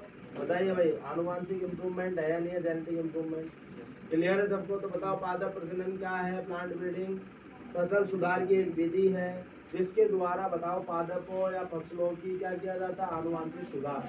कैसे किया जाता है वो आप जान रहे हो कैसे होगा सुधार? क्योंकि अच्छे लक्षणों वाली जो किस्में उनके मध्य संकरण करवाया जाएगा, और संकरण करवाया जाएगा तो बताइए दोनों के जो अच्छे लक्षण एक साथ आ जाएंगे तो बताओ बढ़िया आनुवांशिक जो सूचना वो एक साथ आ गई, नहीं आ गई? जेनेटिक इम्प्रूवमेंट हुआ, नहीं हुआ? बात क्लियर है सबको? Yes sir. तो देखिएगा भाई, ये प्रतिष्ठित पादप प्रजनन जो है, प्रतिष्ठित का मतलब है क्लासिकल प्लांट ब्रीडिंग, 9000 से 11000 वर्षों पूर्व से प्रारंभ। एनसीईआरटी लाइन लिखो बेटू को, जो मैं जितना मैंने लिखा हुआ ना वो पूरा लिख के चलना, ये मुझे कहने की जरूरत नहीं पड़े कि ये लिखो और ये मत लिखो, जो यहाँ पे लिखा हुआ पूरा लिखोगे, ठीक है? क्लियर है क्या? Yes sir. आगे बात समझ लो। तो ये मत कहना कि मैं अलग जो कहना बोल रहा हूँ और आप अलग जो लिखो नहीं। आगे बात समझ लो। तो बताइए भाई, क्लासिकल प्लांट ब्रीडिंग कब से शुरू हो रही है बताओ भाई? तो क्लासिकल प्लांट ब्रीडिंग जो है वो 9000 से 11000 वर्षों से शुरू है। बात क्लियर है सबको? यस और नो?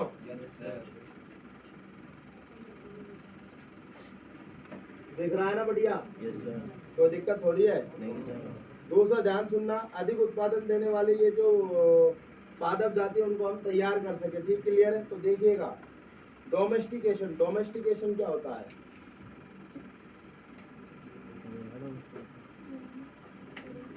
अगर मैं अब बात करूं कोई भी जो निम्न उत्पादकता वाली, अब मैं पादपों के संदर्भ में बात कर रहा हूँ, वैसे देखो मैं सिंपल सी बात कर रहा हूँ, जंगली पादपों या जंतु किस्मों को मानव के लिए उपयोगी बनाने, यानी अधिक उपयोगी व उच्च उत्पादकता में परिवर्तित करना, इसको हम क्या कहते हैं? डोमेस्टिकेशन। बात क्लियर है सबको? आगे बात समझ में? लेकिन अब मैं पादपों के संदर्भ में बोल रहा हूँ इस बात को, ठीक है? क्लियर है क्या? जबकि जंतुओं के संदर्भ में मैं लिखा चुका हूँ आपको जेनेटिक्स में। बोलो आए ना? तो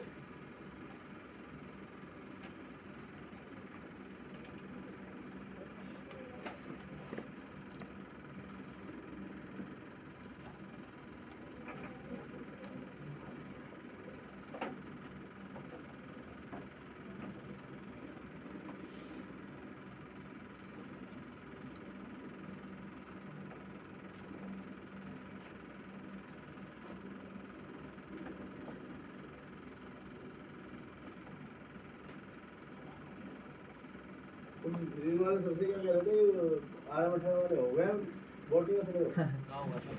ये गलत फहमी मत पाला करो।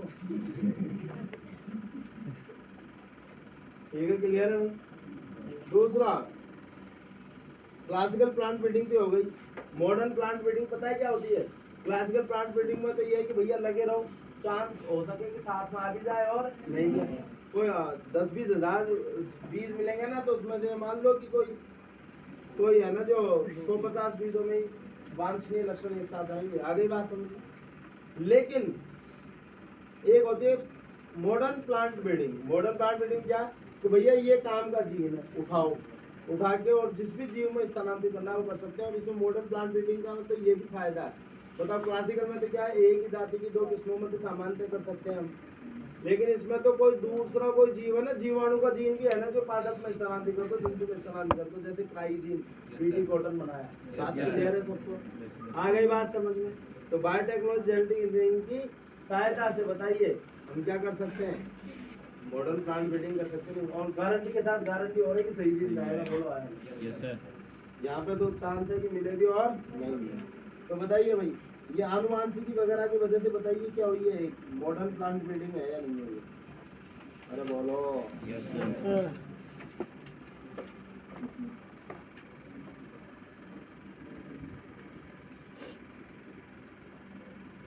कोई दिक्कत किसी को नहीं ना? अब अगर देखा जाए तो प्रजनन ट्रेट में लक्षणों को फसलों में समाविष्ट करना चाहते हैं। वो ये कि भाई बताइए, जो प्रजनक है प्लांट ब्रीडर वो क्या करना चाहता है, कोई भी जो लक्षण है उसको नई किस्म में समाविष्ट करना चाहता है, नहीं करना चाहता? बोलो हाँ ना? Yes sir. दूसरा अगर मैं बात करूं, बताइए ये जो क्लासिकल प्लांट ब्रीडिंग है ये मुख्यतः किस पर आधारित है? बताओ भाई, संकरण पर आधारित है या नहीं? संकरण मतलब लैंगिक जनन पर आधारित। बात क्लियर है सबको? बोलो हाँ या ना? अरे अलैंगिक या लैंगिक जनन? लेकिन कुछ बच्चे इसको भी गलत करके आ जाते हैं जो पूरा पढ़ाया आपको शुरू में। लैंगिक जनन पर आधारित। कोई दिक्कत किसी को नहीं ना? बताइए भाई, आप प्लांट ब्रीडिंग कर रहे हो, आप एक वैज्ञानिक हो, आपके मन में क्या विचार आना चाहिए? अगर आप कोई नई किस्म तैयार कर रहे हो तो आपके मन में क्या विचार रहेगा? कि उच्च उत्पादकता वाली हो और पोषण गुणवत्ता भी क्या हो, अच्छी होगी। तो ध्यान रखना भाई, प्रथम और मुख्य प्रमुख जो उद्देश्य प्लांट ब्रीडिंग का वो क्या है? उत्पादन में वृद्धि व उन्नत पोषण व भोजन गुणवत्ता। बात क्लियर है सबको? तो उत्पादन में वृद्धि और पोषण और भोजन में गुणवत्ता में बढ़ोतरी। बात क्लियर है सबको?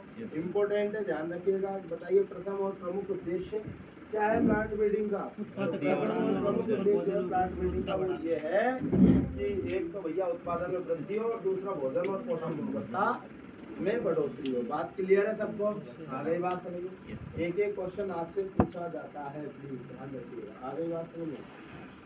अब मैं आपको कुछ साइड में बातें लिखवा देता हूँ, है ना? यहाँ पे तो नहीं लिखा हुआ ये सब, नहीं आओ साइड में।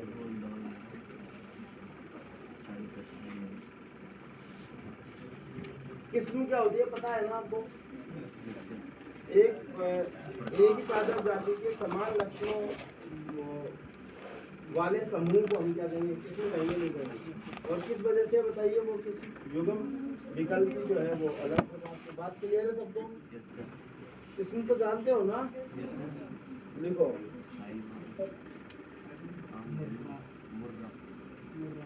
ग्रेडिंग।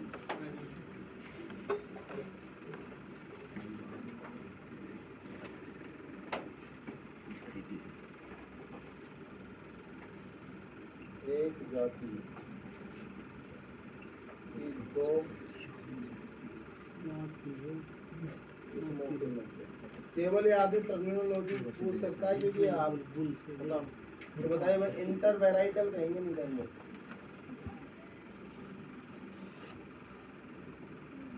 या बताओ भाई, इंट्रा स्पेसिफिक बिल्डिंग कह सकते हैं नहीं कह सकते?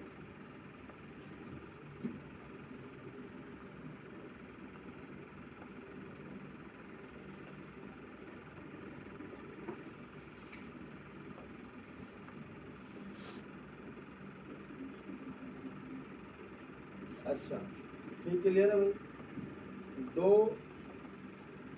भिन्न जातियों के मध्य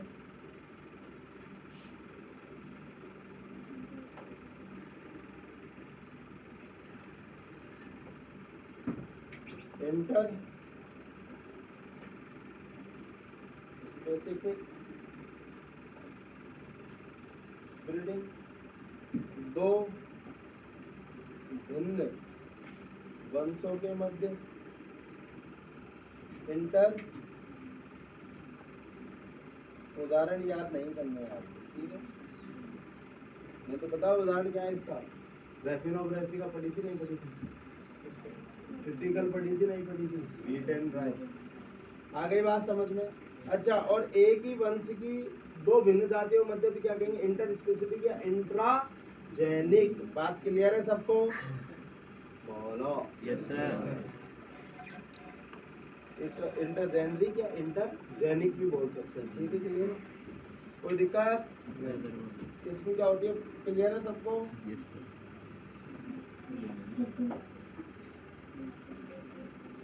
लिख लिया? नहीं सर, नहीं लिखा सर।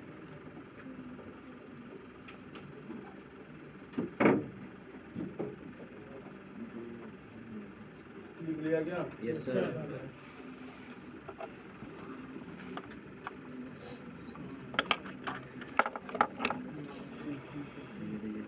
क्या होगा भाई? प्लांट ब्रीडिंग क्या है बताइए भाई? आनुवांशिक रूप से आनुवांशिक फसल सुधार की विधि, ठीक है? क्लियर है? फसल सुधार की आनुवांशिक विधि बोल सकते हैं, या फसलों के आनुवांशिक सुधार की विधि, कैसे ही बोल लो आप, एक ही बात है, कोई अलग अलग बात नहीं है।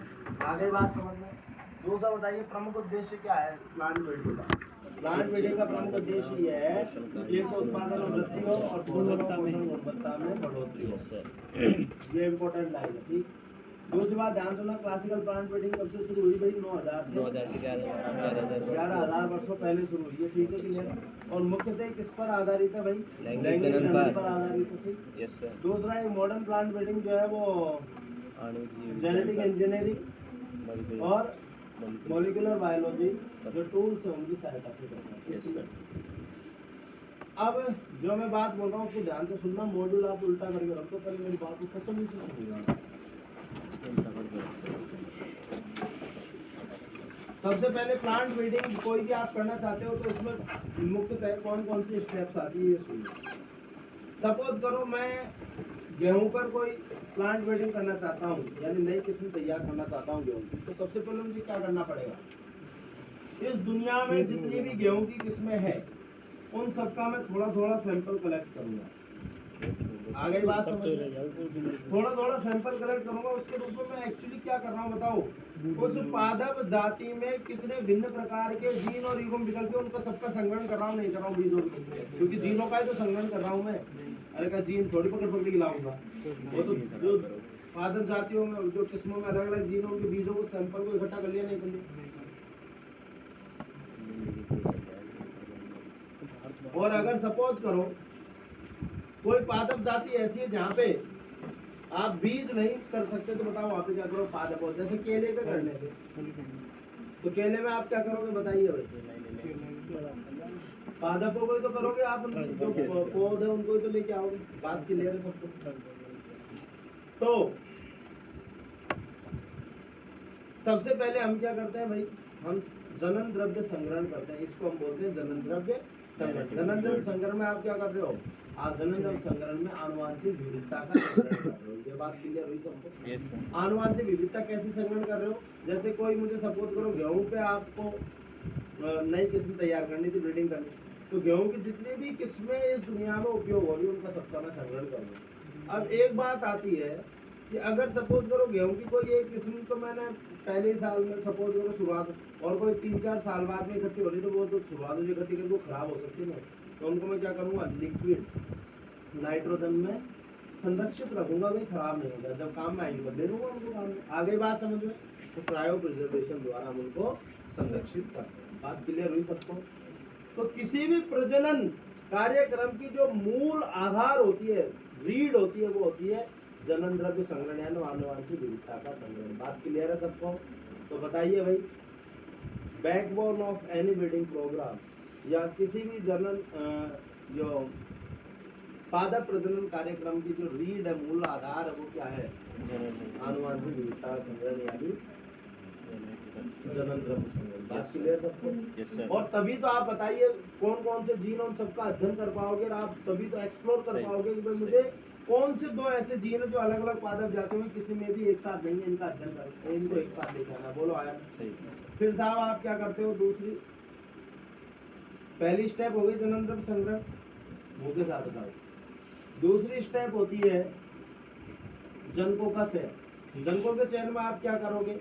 जनकों के चयन में आप जितनी भी आपने पादप किस्मों को जो संग्रहित किया है, उनमें आप सबका अध्ययन करोगे, और सबका अध्ययन करने के बाद में निष्कर्ष में पहुंचोगे कि यार अगर कोई भी एक्स और वाई लक्षण है, सपोज करो ये एक साथ एक किस्म के अंदर आ जाए तो किसानों का बहुत फायदा हो जाए। आ गई बात है?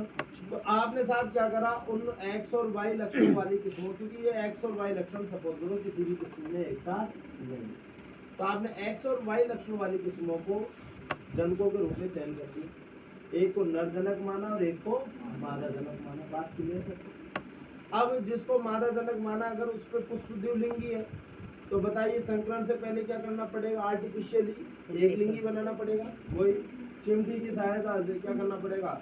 कलिका अवस्था में पुंकेसरों को हटाना पड़ेगा। इस प्रक्रिया को हम बोलते हैं विपुंसन या इमस्कुलेशन। और अगर मादाजनक पे एक लिंगी पुष्प, तब तो कोई चिंता वाली बात नहीं। अच्छा, हमको वही बटर पेपर एनवलप से कवर करके रखेंगे, फिर जो आपका चयनित नर है उसके पुंकेसरों के परागकणों को डस्टिंग करेंगे, फिर दोबारा स्टेपल कर देंगे, फिर जहाँ हमने वो स्टेपल कर रखे तो उनसे जो बीज मिलेंगे उनको हम संग्रह इकट्ठा करेंगे। तो सबसे ज्यादा जो समय लगता है वो कहाँ पे लगता है? इस हाइब्रिडाइजेशन में लगता है, नहीं लगता है संकरण में। तो most time consuming and tedious process, यानी सर्वाधिक समय लेने वाली जो प्रक्रिया वो कौन सी है? चयनित जनकों के मध्य संकरण। बात क्लियर सबको? अब साहब चयनित जनकों में संकरण के द्वारा आपने क्या करा? जो भी संकरण करवाया, बीज इकट्ठे कर, अब उनमें से जो रिकॉम्बिनेंट्स है, सुपीरियर प्रोजीनी है, उनका आप चयन करोगे। सुपीरियर का मतलब जो दोनों जनकों के अच्छे लक्षण एक साथ जिनके अंदर आए। अब साहब उनका चयन कैसे करोगे? उन बीजों को दोबारा उगाए दो, और दोबारा उगाओगे तो देखोगे, सपोज करो 10,000 बीज मिले तो 15-20 में ही वो चयनित लक्षण एक साथ थे, बाकी सबको उखाड़ के फेंक दिया, नहीं फेंक दिया। अब जो वो आपने 15-20 जो बीजों जो पादप विकसित हुए जिनमें आपके चयनित लक्षण एक साथ, उनका आपने चयन कर लिया। तो बताइए किसी भी जनन की जो सबसे क्रूशियल स्टेप होती है, प्रमुख जो पद है वो कौन सा है? रिकॉम्बिनेंट्स का चयन। बात क्लियर है सबको? Yes sir. आई बात समझ में?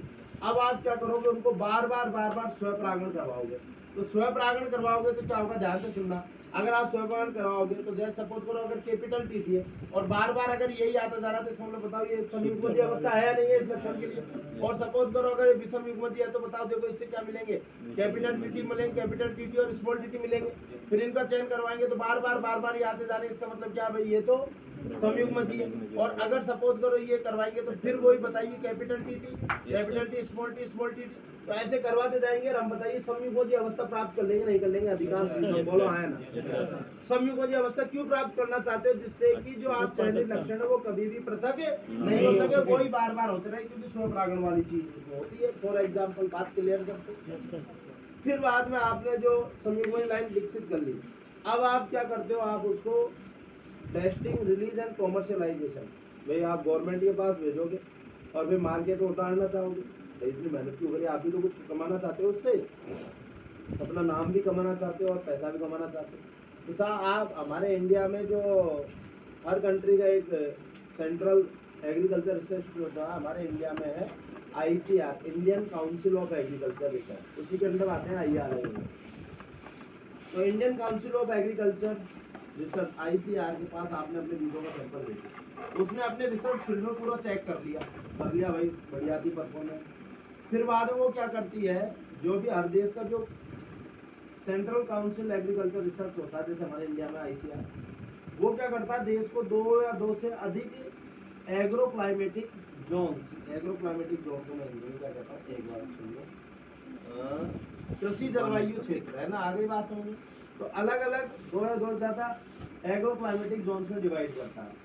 जैसे हमारे इंडिया में तो बहुत सारे एग्रो क्लाइमेटिक जोन है, नॉर्थ ईस्ट का अलग है, साउथ का अलग है, गुजरात का अलग है, राजस्थान का अलग है, हरियाणा पंजाब का अलग है। आ गई बात समझ में? हिमाचल उत्तराखंड वगैरह का अलग है एग्रो क्लाइमेट। आ गई बात समझ में? तो इस तरह अलग अलग एग्रो क्लाइमेटिक जोन्स में डिवाइड करा था।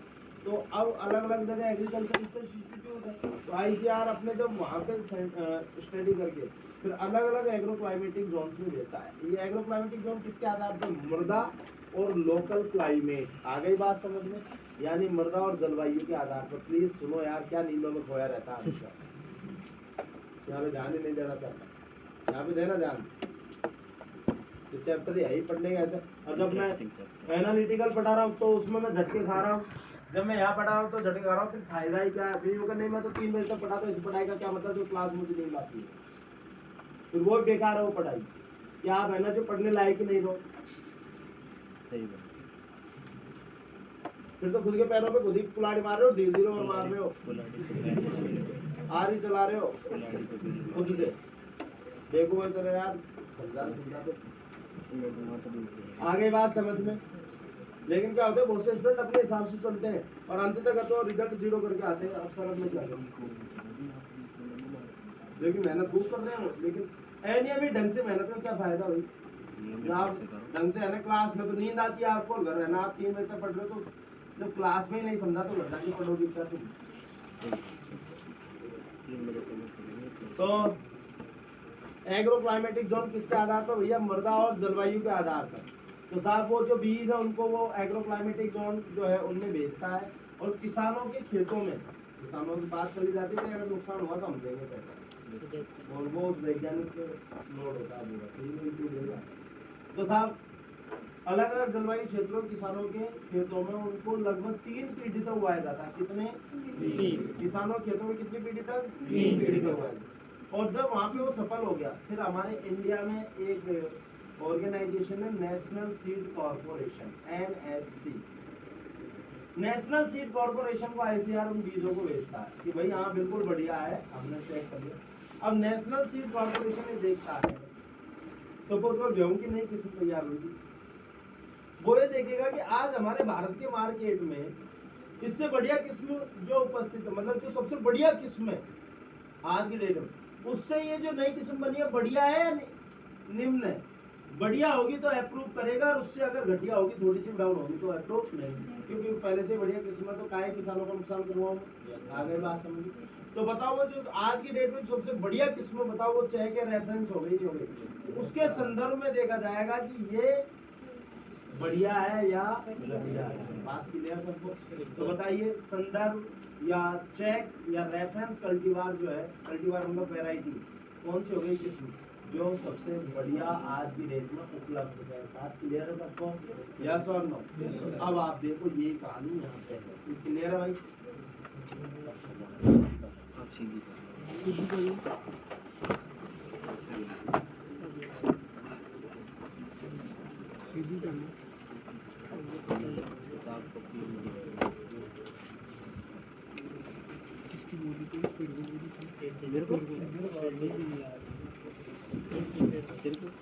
देखो भाई ध्यान से सुनना, परिवर्तनशीलता एंड जनन द्रव्य का संग्रहण। बात क्लियर है सबको?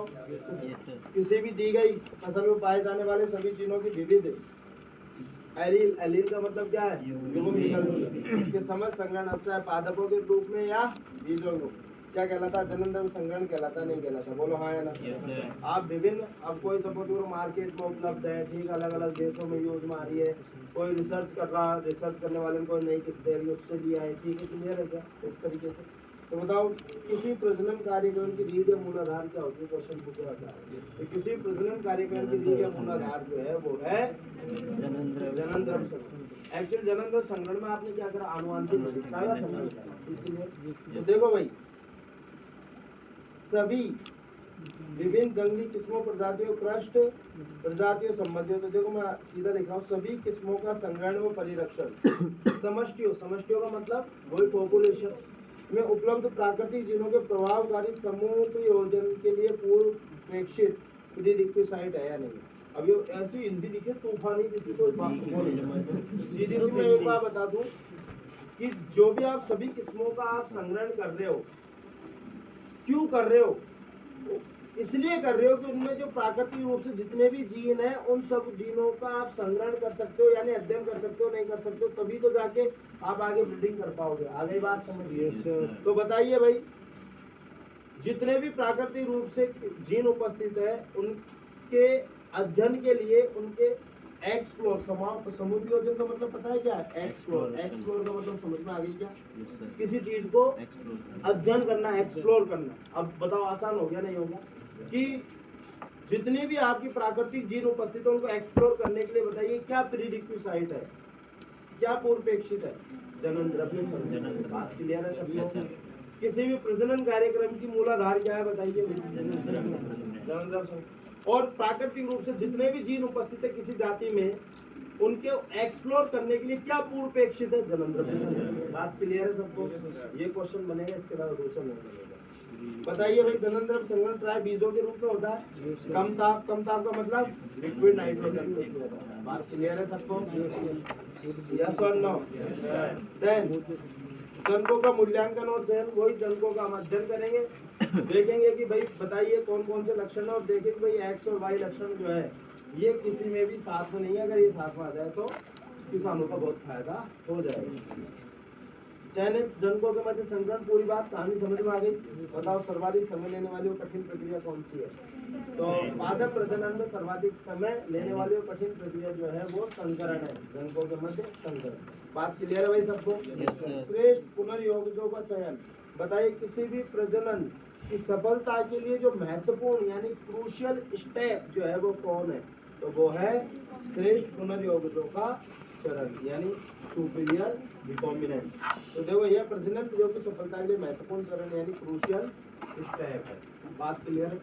किसी प्रजनन, देखो मैं आपको मुद्दे की बात बताऊँ, किसी प्रजनन जो क्वेश्चन है, किसी प्रजनन की मूलाधार या मूलाधार या रीढ़ कौन है?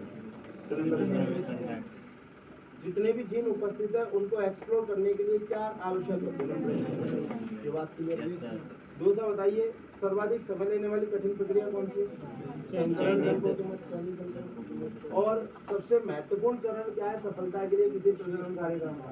श्रेष्ठ पुनर्योजकों का चयन यानी सुपीरियर रिकॉम्बिनेंट्स का चयन। बात क्लियर है सबको? आई बात समझ में? मैं इस चैप्टर को बहुत ही स्लो लेके चलने वाला हूँ। उसका कारण ये है कि आपको ये पूरा कॉन्फिडेंस हो कि हम याद आई बात, लेकिन आपको साथ देना पड़ेगा घर पे। और आज मैं जो पढ़ा रहा हूँ हकीकत ये कि एक बार आप इस चैप्टर की एनसीईआरटी से रीडिंग ला गए हो, आगे के जितने भी चैप्टर है, अगर कोई स्टूडेंट चाहता है कि नहीं मुझे तो सफलता प्राप्त करनी है एक बार, तो वो एक बार एनसीईआरटी से इन चैप्टर्स की रीडिंग लगा के, आप जितने बच्चे हैं ना, जैसे कोई चैप्टर स्टार्ट हो अभी आज आप घर जाओगे, आप एनसीईआरटी से पूरा रीड करना होगा। केवल रीडिंग लगानी है आपको, याद नहीं याद करवाना मेरी जिम्मेदारी। लेकिन आप याद करके उसको पढ़ के आओगे ना तो आपको कॉन्फिडेंस रहेगा, अच्छा ये चीज आगे बात समझ में। तो आप उस पर क्या होगा, एनसीईआरटी से मैं क्यों कह रहा हूँ रीडिंग लगाने की, जब आप रीड करके आओगे तो आपको पता रहेगा कि यार इसमें ये चीज़ है, मुझे इसको पूरा फोकस करना है। तो आप फिर वहाँ पे जरूर फोकस करोगे, यार एनसीईआरटी की चीज़ ये तो मुझे याद होगी। आगे बात, अगर आप सेलेक्ट होना चाहते हो, नहीं होना चाहते हो तो उसके लिए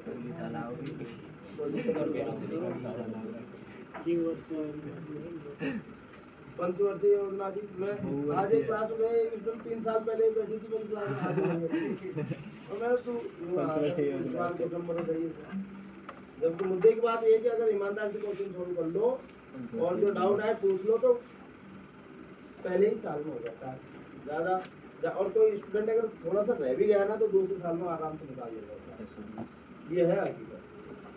तो देखो भाई, ये पौधे कई पीढ़ियों तक बताओ स्वयं परागण करते नहीं है, कराते हैं। इन पौधों को कई पीढ़ियों तक स्वयं परागण कराते हैं। ये क्लियर है क्या? जब तक समरूपता यानी समयुग्मता अवस्था नहीं आ जाती। इसलिए क्यों? क्योंकि भाई संततियों में ये लक्षण जो यानी जो जीन है एलील है वो पृथक नहीं है। बात क्लियर है सबको? भाई कैपिटल टीटी, अब कैपिटल टीटी है बार बार सोगा, कैपिटल टीटी आता जाएगा ना। स्मॉल टीटी है तो बताओ सारे स्मॉल टीटी आता जाएगा नहीं आता जाएगा? बोलो कोई दिक्कत नहीं। कृषि जो जातियों यानी किस्म कल्टीवार का मतलब किस्म। तो परीक्षण विमोचन और व्यापारीकरण यानी रिलीज, विमोचन का मतलब होता है रिलीज। ये कल्टीवार को पता है क्या बोलते हैं? वैरायटी। वैरायटी व्यापारीकरण। कल्टीवार का मतलब होता है कृषि जॉब जाती है। तो बताइए भाई किसके पास भेजेंगे हम? भारतीय कृषि अनुसंधान परिषद ICAR। ICAR क्या है? नीचे लिखा हुआ है Indian council of agriculture research लिखा हुआ है। नई दिल्ली मूल्यांकन करती है। मूल्यांकन के बाद बताइए किसान के खेतों में कब तक सभी कृषि जलवायु क्षेत्रों में प्रतिनिधित्व करने वाले कम से कम 3 ऋतुओं तक। एग्रो क्लाइमेटिक जोन, ठीक है, क्लियर है भाई? बताओ ये कृषि जलवायु क्षेत्रों का निर्धारण किसके आधार पर?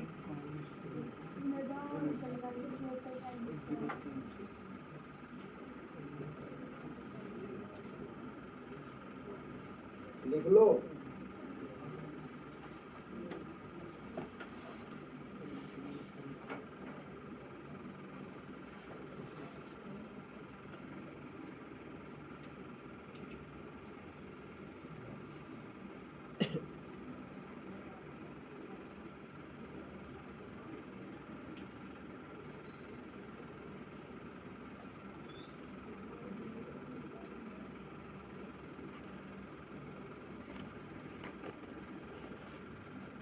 तो क्षेत्र की मृदा कैसी है और उसकी जलवायु कैसी। अच्छा बताओ ICAR कोई भी देश जो है 2 या 2 से अधिक जलवायु क्षेत्रों में विभाजित रहता है। और वो कौन करता है? जैसे उसका जो सेंट्रल ऑर्गेनाइजेशन होगा जो एग्रीकल्चर रिसर्च से, वो ठीक क्लियर है क्या? Yes sir. अब ध्यान से सुनना भाई, एग्रो क्लाइमेटिक जोन, ठीक है ना? उत्पन्न शस्य, अभी ये बड़े अजीब अजीब से नाम। उत्पन्न देखो मैं बोल रहा हूँ कृषि जलवायु क्षेत्रों का निर्धारण क्षेत्र की मृदा व जलवायु के आधार पर। क्षेत्र की मृदा व जलवायु के आधार पर कृषि जलवायु क्षेत्रों का निर्धारण क्षेत्र की मृदा व जलवायु के आधार पर। बात क्लियर है सबको? तो उत्पन्न शस्य, शस्य का मतलब कृषि का मूल्यांकन बताइए। सर्वोत्तम उपलब्ध स्थानीय शस्य कृषि जॉब जाति यानी स्थानीय किस्म, सबसे जो सर्वोत्तम आज की डेट में उपलब्ध है, बात क्लियर है सबको? उसके संदर्भ मूल्यांकन क्या आता नहीं है तो उसको हम क्या बोलते हैं बताओ? चय के संदर्भ किस्म कहेंगे नहीं कहेंगे? बोलो हाँ या ना? Yes sir. आ गई बात समझ में? तो चय या संदर्भ ध्यान से सुनना। चय के रेफरेंस कल्टीवार क्या होता है बताइए?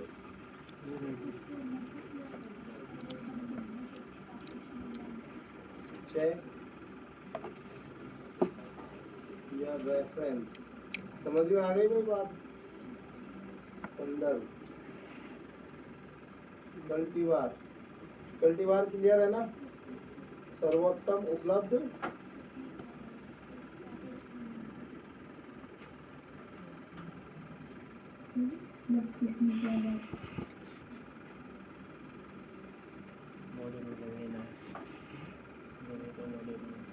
अरे ये चय का रेफरेंस कल्टीवार क्या है? आधार पर नहीं, चय का रेफरेंस कल्टीवार है सर्वोत्तम उपलब्ध स्थानीय किस्म। ये चय का रेफरेंस, अब इससे तुलना करके देखा जाएगा नहीं देखा जाएगा इससे बढ़िया है या बढ़िया है तो अलाउ करो, अलाउ मत करो, ठीक है? क्लियर है क्या? कोई समस्या? तो उत्पन्न शस्य यानी जो नई किस्म उत्पन्न हुई है उसका मूल्यांकन, जो सर्वोत्तम उपलब्ध स्थानीय किस्म उसको हम चय या रेफरेंस कल्टीवार बोलते हैं किस्म, उसके संदर्भ तुलना किया जाता है। और बताइए अगर वो बढ़िया है तो बताओ। विपणन, विपणन का मतलब होता है मार्केटिंग। विपणन का मतलब क्या होता है भाई? मार्केटिंग। मार्केटिंग, ठीक है? क्लियर है? तो उसके लिए बताओ भाई क्या करता है? राष्ट्रीय बीज निगम NSC, नेशनल सीड कॉर्पोरेशन। विपणन का मतलब पता है क्या है?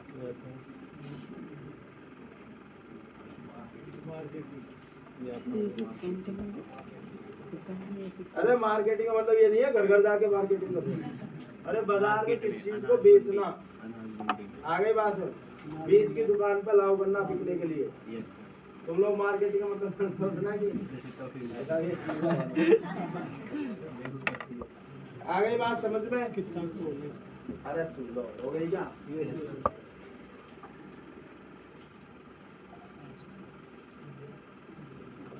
प्लांट ब्रीडिंग क्या है बताइए भाई? आनुवांशिक सुधार की विधि है या नहीं?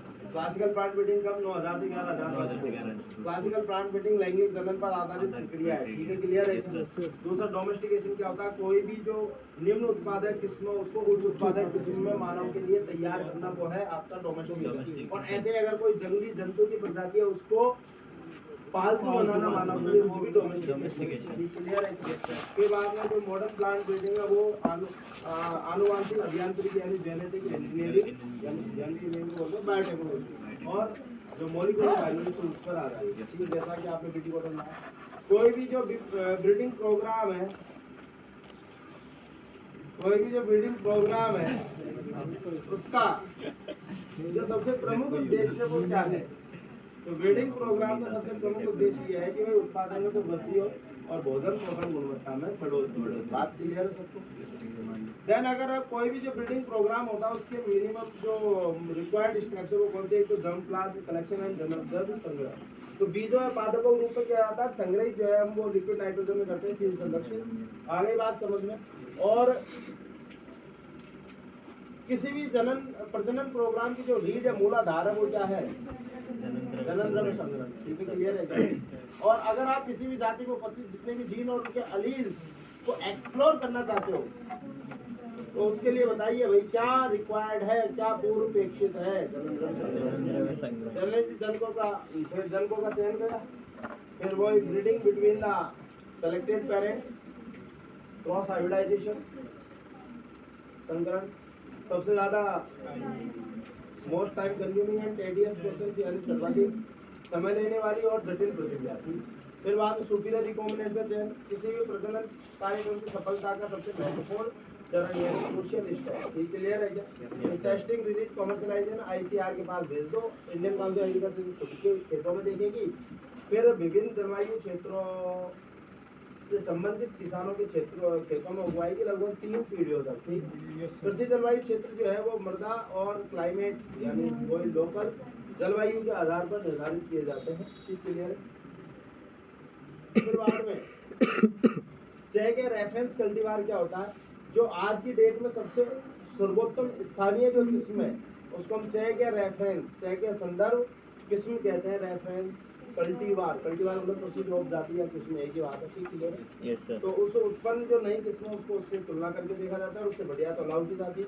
विभाग विपणन के लिए जो अप्रूवल देता है वो देता है नेशनल सीड कॉर्पोरेशन अप्रूवल देता है। बात क्लियर है सबको? NSC। कोई दिक्कत इसमें नहीं है। हरित क्रांति ध्यान से सुन लीजिएगा भाई। हरित क्रांति का मतलब क्या है? हरित क्रांति बायोटेक्नोलॉजी में आपको येलो, ऑरेंज सारे लिखवाएंगे, सब ब्लू वगैरह है ना। तो हरित क्रांति क्या है भाई?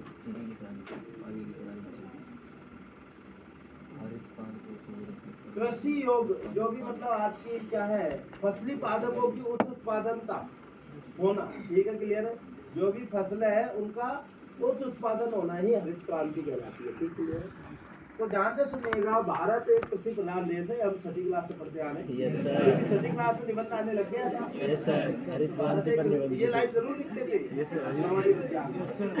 भारत एक कृषि प्रधान और हम देखते हैं कि हमारी ज्यादातर आबादी जो है कृषि पर ही आधारित है। हम जो भी डेटा लिखते हैं एक बार बताओ सही में, चाहे थोड़ा कलेक्टर बन जा, लेकिन है ना हकीकत ये कि यार खेत में इस बार फसल कमजोर हुई ना तो आत्मा जो है ना वो दुखती रहती है। चाहे कितनी कमाई हो लेकिन खेत में बढ़िया फसल हो जाती है ना तो आत्मा प्रसन्न रहती है, फिर डाउन हो जाती है ना बहुत दुखता, चाहे वो 1 महीने की तनख्वाह बराबरी क्यों नहीं हो। आगे बात ये अपन दिल से अटैच है आज इस चीज के लिए। आगे बात ये बरसात नहीं हो रही है जी तो दुखता ही है कि यार बताओ खेती जो है कमजोर हुई है। चाहे वो 1 महीने में ही कितनी इनकम का उठा रहा हो, 5 लाख 10 लाख गोल्ड पे गए सर। मेन खेती सपोर्ट 4 लाख के होते हैं, लेकिन वो जो हर साल होती है और बढ़िया होना तो मन में खुशी होती है अगर कोई भी इंसान भी खेतों से जुड़ा हुआ है। ये क्लियर है क्या? और इनका बैंकर का लाइसेंस चाहिए। फोन आएगा फोन आएगी सर, क्या होगा? मैं चढ़ गया। मेरे को है क्या? अच्छा वो बात बोलूँ इस किताब में, लेकिन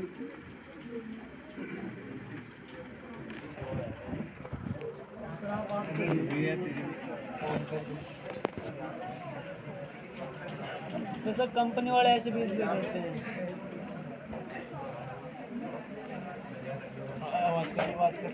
स्पीकर पे नहीं आ गया। ओ भाई मुंह थोड़ा सब गया।